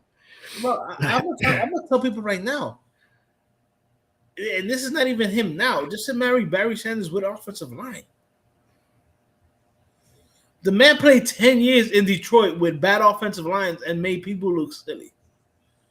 If he had, let's say he had Emmitt Smith's offensive line. Oh, that's what I keep telling people. He would have had a 3,000 yards rushing. I'm like, they played at the same time, and it took Emmitt Smith, 3-4 years to catch Barry Sanders. I'm just like, so that's how good Barry Sanders was. It took him 5 years to catch him. So that's how good Barry Sanders. Remember, Barry Sanders retired. Emmitt Smith still played like 2 or 3 more years in the Cowboys, and then he went to the Cardinals. And then he broke him when he was on the Cardinals. Like his second year with the Cardinals. Yep, because that's how they were selling tickets. Watch Emmett break the record. Right, but yo, the dude Barry Sanders, bro. I know everybody see the clips. He literally made a Patriot player turn around like 3 times, bro. Shit. When you have some of the greatest defensive players in the game, talking about LT, Reggie White. Yep. They'll be like, no. Barry Sanders is the greatest running back of all time. And we've had great running backs. Right. Walter Payton, yep. Jim Brown. I mean, he was a linebacker playing running back. But right. But he was also fast. Yes. You know what I'm saying? We've had some monsters playing running back. And the consensus is like, if Barry Sanders with a hard offensive line, he would have 2,000 yards by week 6. That's how amazing this guy was. Now, man, Barry Sanders was a straight-up home run hitter. Yep. You might lose 3 or 4 yards the first 2 plays, but that third play, going in the house. Dude. I know you've seen him play, but if you see his highlights, he gets stopped for negative yards because he'll run back. He'll be stopped. Everybody will be there, and then he'll try to come back around. So he'll lose. First play, 2 yards. Second down, maybe 3 yards. You're looking at a 3rd and 15. Well, fuck it. We're going to do a draw play. Man rips a 25-yard out of nowhere. And his thighs were so big, and he had such a low center of gravity that there's some highlights where you see him get hit, and he just bounces back and keeps on going. You know how he did that, right? Go ahead.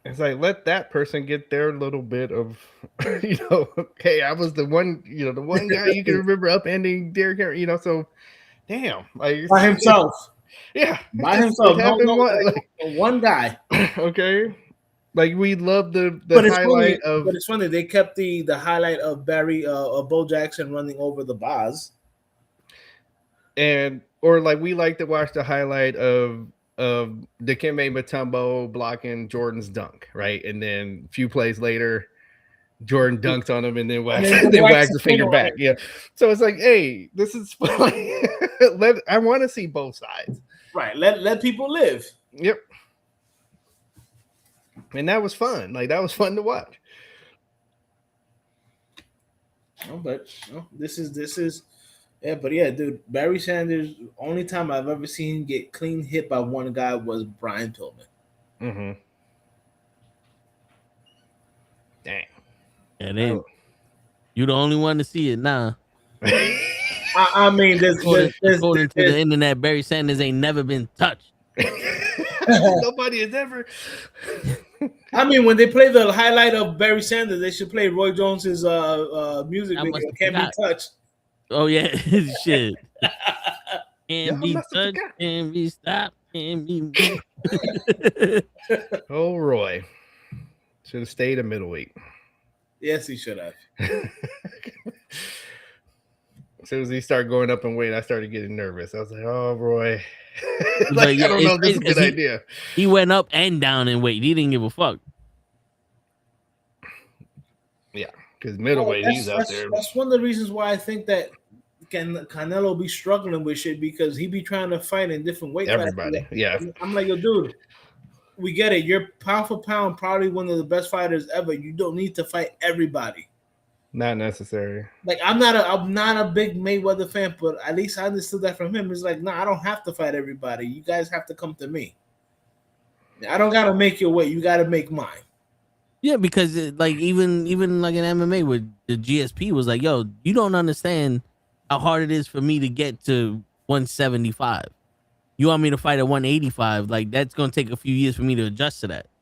Mm-hmm. You know what I'm saying? So it's not just putting on weight and all that, because you have to make that weight, but then you gain weight again. So technically, Canelo is at 230, is at like 190, but he's fighting at 220. But he normally walks around at 190 because he got to adjust for the weight that this motherfucker gonna be at. And people forget. Oh shit! They forgot so much. Yeah, they were like, and we don't want them to remember. I don't know what the fuck happened there. The same thing that happened to you earlier just happened to me now. But it's like people forget, once you make the weight, that the night before, athletes have been if they try to cut weight, they're so depraved or whatever, even of water weight, that they'll just drinking water, they're gonna gain like 10 pounds of just that water weight back. Look, I remember they had fucked around and they were talking about Johnny Hendricks fighting at middleweight in the UFC, and middleweight was 185. And he made weight at 185, but the next day he fought at 225. And they're like, so he made weight, but his fight weight is fucking 40 pounds over what the fucking weight limit is. And people don't understand. That's why you ever look at people like, hold on, wait. How is this fucking 155 pounder look bigger than me and I'm 270? Like, what? Right. Bro, he 232. The crazy shit was Brock. He walked around at 300. Yeah. He had to cut weight to 285 every time. Yeah. And they went right back up. That's why he looked flabby. Yeah. And then he skips leg day. Oh. Yeah.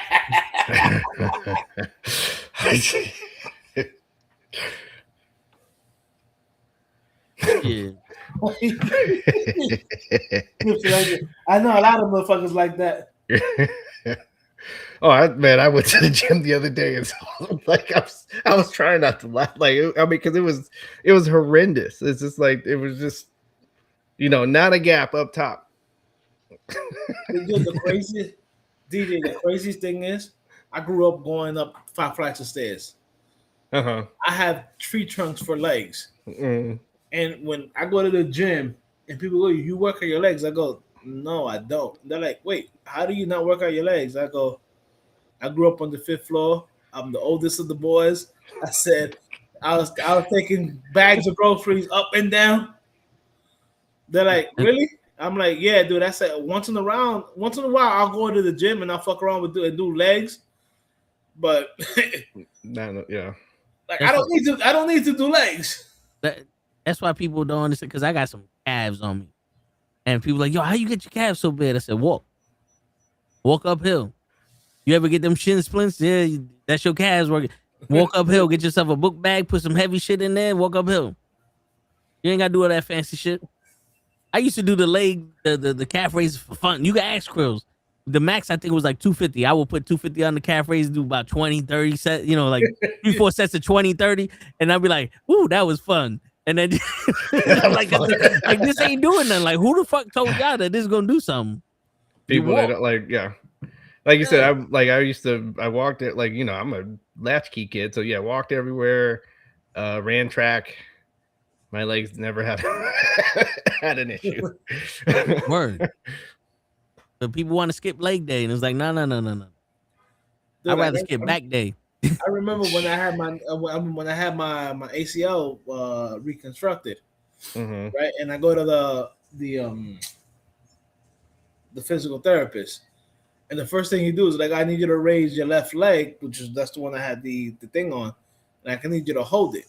Now, mind you, and I know, all you got to do is ask Police Athletic League. Me and Lev met at the Police Athletic League, and one of the things that the guy that we played for and worked for was literally just leg raises and keeping them like an inch above ground.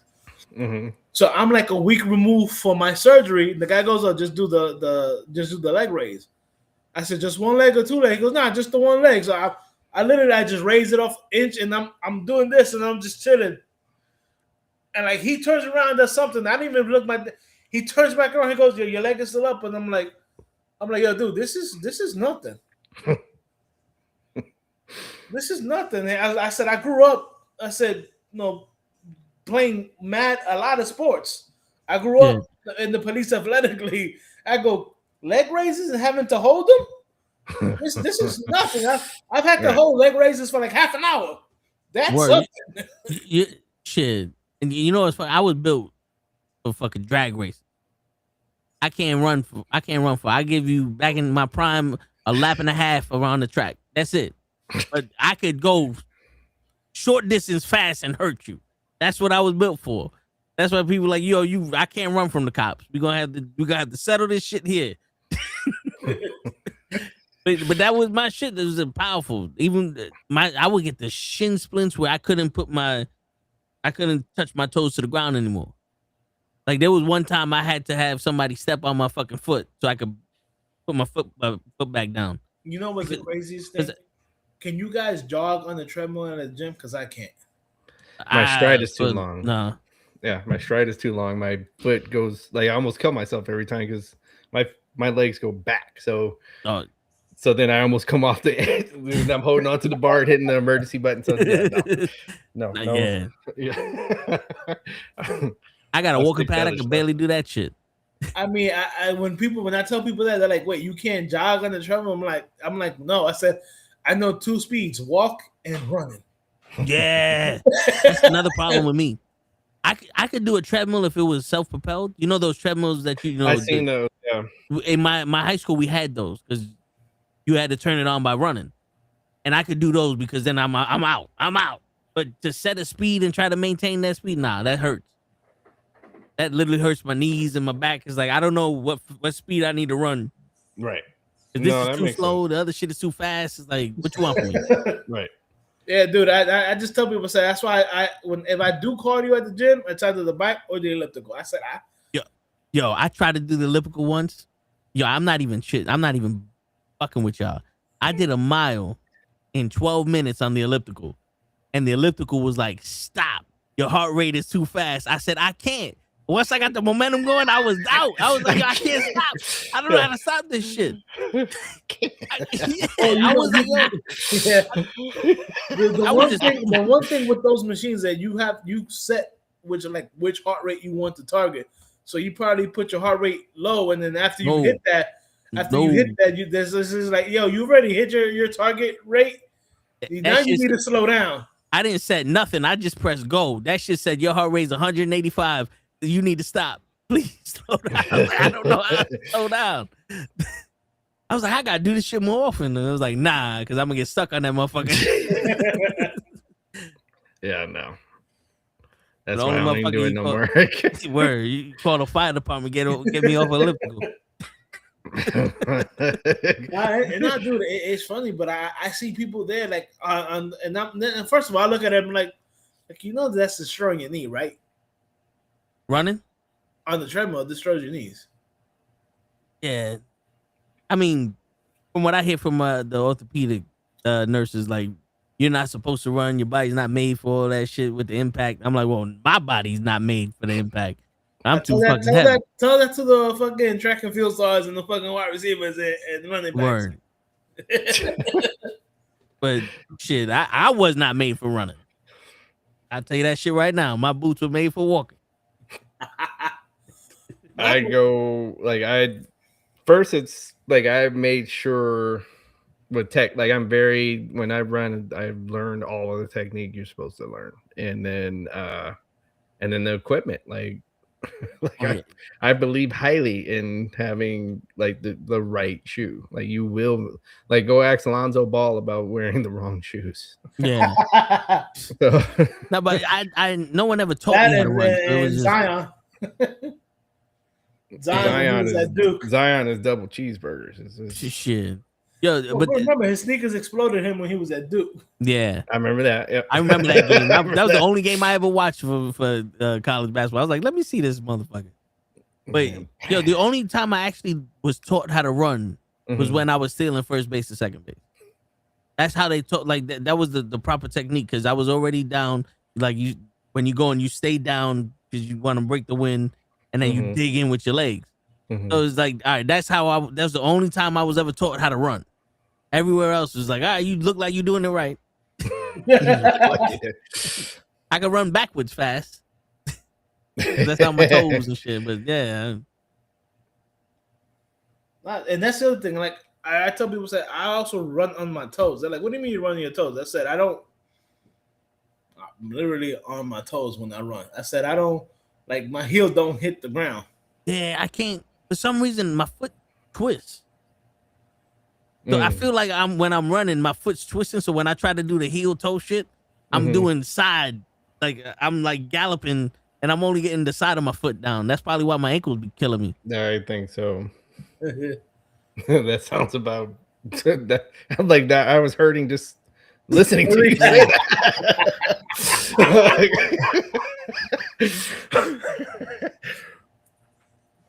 I be feeling like my foot just be. My man was to say, I don't think that's how you do that. Yeah, because I'm trying to run slow, so my legs in the air longer than it should be, so it's like wiggle, wherever it fucking lands on is there.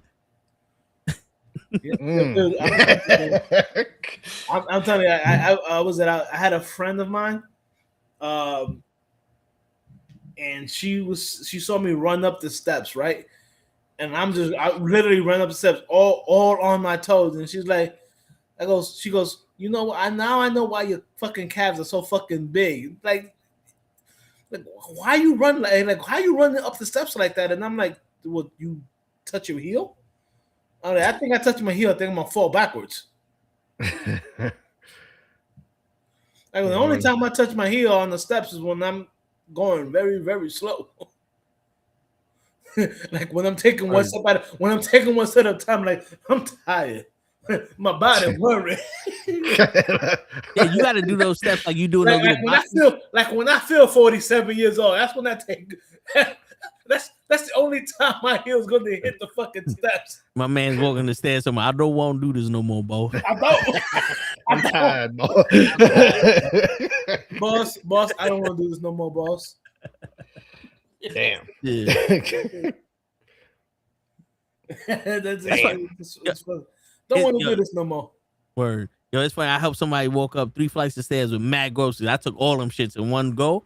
Like, damn. She's like, damn, you a hard worker. I said, no, I'm lazy. I ain't trying to go back down these stairs. Man, thank you. Nobody understood that. I ain't trying to go back down this. You bugging. I'm going back down for what? When One bag at a time? Kiss my ass. When I used to help my neighbor from where I grew up at, like she used to call me to help because she used to make cakes. Like, oh, I need you to help me to bring up the not a bag of sugar, the thing that comes with 10 bags of sugar.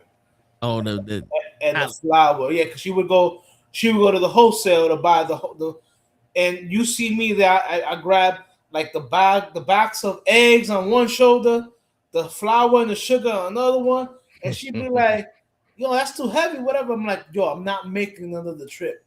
I live on the 5th floor. You live on the 4th floor. I'm trying to make as minimal trips as possible.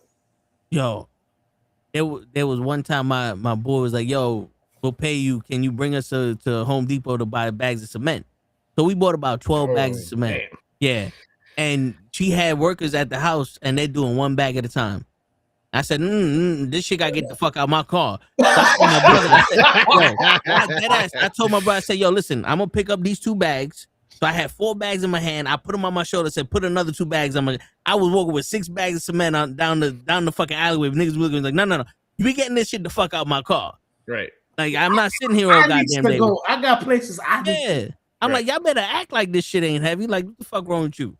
We used to do the run flats. Y'all know how heavy run flat tires are? Yes. Yeah. So they're about 50 pounds each, depending on what size car you put it on. Yep. So back in Toyota, the Siennas used to have a recall on the run flats because they were installed wrong. Because we didn't have the proper equipment, so we had to put too much of the lube.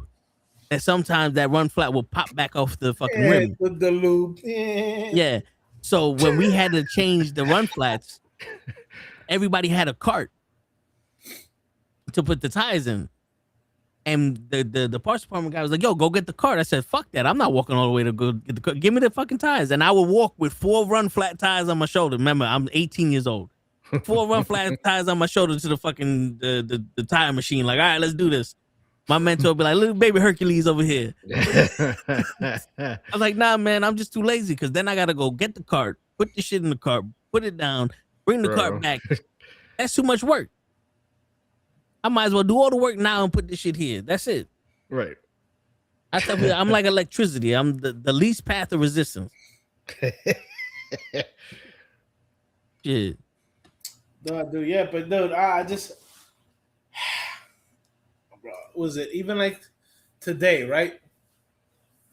I had a driver that had to deliver 3 barrels, 55-gallon barrels, right? And they were, and even the dude that received it, no, he's a strong dude. He's in the gym, bro. The guy, he's like, yo, these things are heavy, whatever. I'm like, yo, dude, if I have to go down there myself, I'll fucking move. And everybody's like, yo, why do you have to go? I said, because the shit needs to get done. Word. Right. I don't want to hit nobody's mouth because I'm very close to telling people to suck my dick and I'm going home. Yo, dude, you could act show. We used to get these boxes that were kind of heavy, but they were long.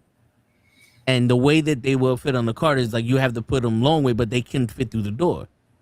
So I would take all the boxes, grab them like a bear hug, move them past the door, put them in the fucking tunnel area, then put them on my cart so I could go. It's like, no, I'm not taking these shits to 2 at a time because that's the only that fits in. Nope. We getting all that shit done today. Right. I tell people, I said, don't. I said, I hear people today with the I'm sorry, the Incredible Hulk line from the TV show. Don't make me angry. Yeah. You wouldn't like me when I'm angry. I said, I would have gone down there, pissed the fuck off. I would have fucking just manhandled these fucking bro. But my guys got it done, and I didn't need to go. Right. And I'm like, good. I don't tell people don't make me angry. I tell people now, you lucky I got responsibility. You lucky I need this money now. If I didn't need this money, woo, it'd been a different story. If I didn't have these bills, Your word. Yeah. You don't even know the pain I'll give to your ass. Shit. yo, dude, no. So like today, I got pissed off because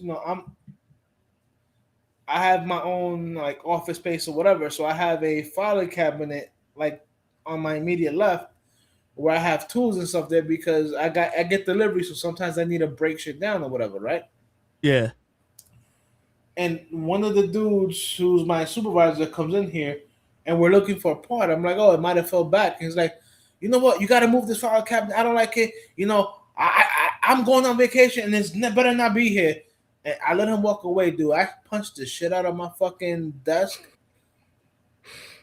The dude that was like, yo, I'm like, yo, how you gonna tell me, yo, this is my room, set it up the way you want, and then come back here and tell me how to set it the fuck up?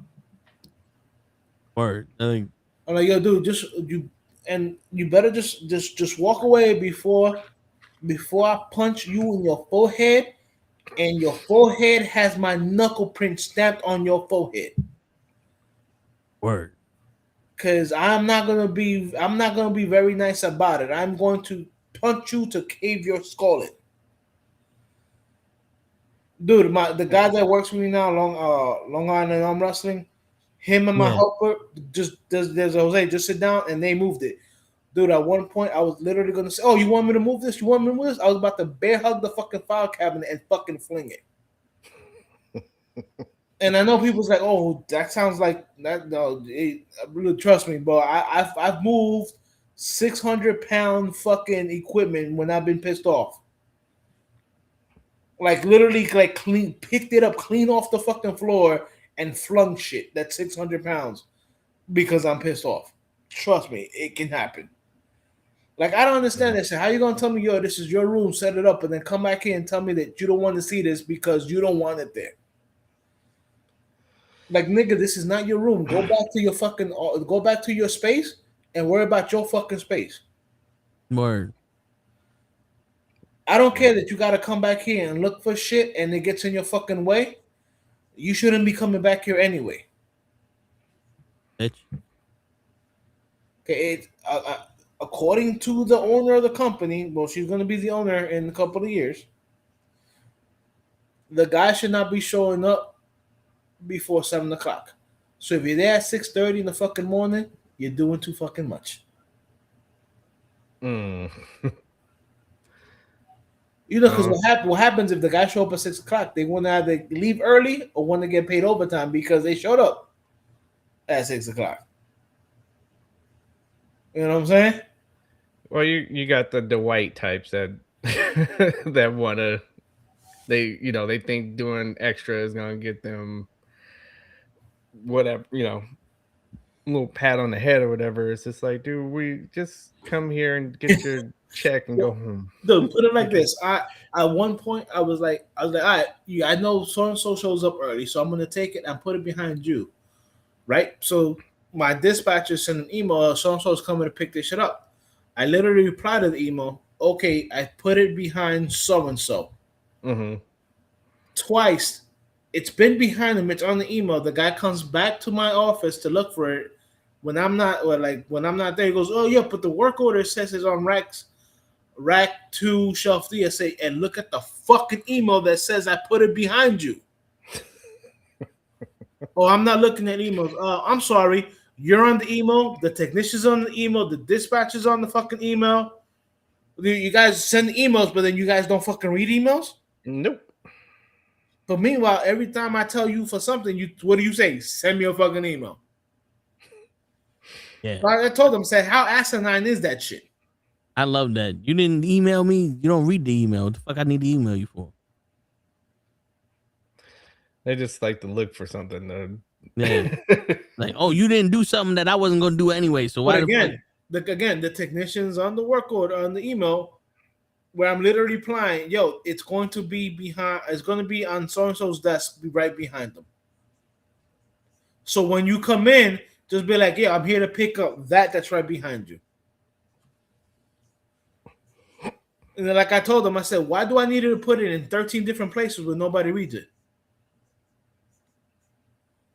You want me to put it in the work order? You want me to put it in the email? What's next? You want me to fucking throw smoke signals too? They want you to write it in a letter and shove it up their ass. Jose, why you gotta be so sarcastic? I'm about to say, I'm gonna read that. So. You're upset because I'm being sarcastic? Okay. You must not know me. Word. But speaking of know you, it's 12:30. Ooh. You know what I'm saying? What a transition. Nah, you know what I'm saying? Like, yo, listen, DJ that was so eat. smooth. You know what I'm saying? DJ gotta eat.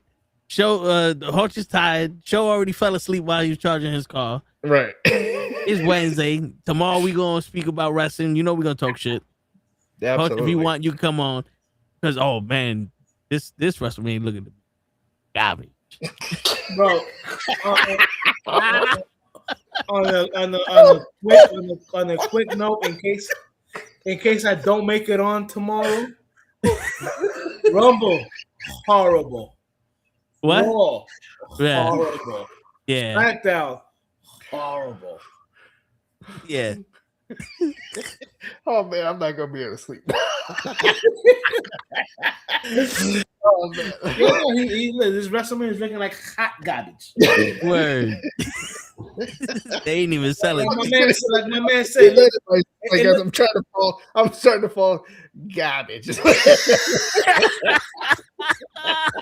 Garbage. It looks bad, but I want to try to make tomorrow because I also want to talk about with the TKO trying to remove Triple H and replace. Yeah, come on. Yeah. That bullshit. Yeah, we gotta talk about all that stuff. Word. All right, so, but I'm gonna try to make sure I don't pass out. All right, I'll hit you up early. What is 12:30? I'll be up by like 3:30. All right, I'll probably be up around that time too. Yeah. But on that note, ladies and gentlemen, it's your friendly neighborhood knucklehead signing out. Peace. Everybody. Y'all be good.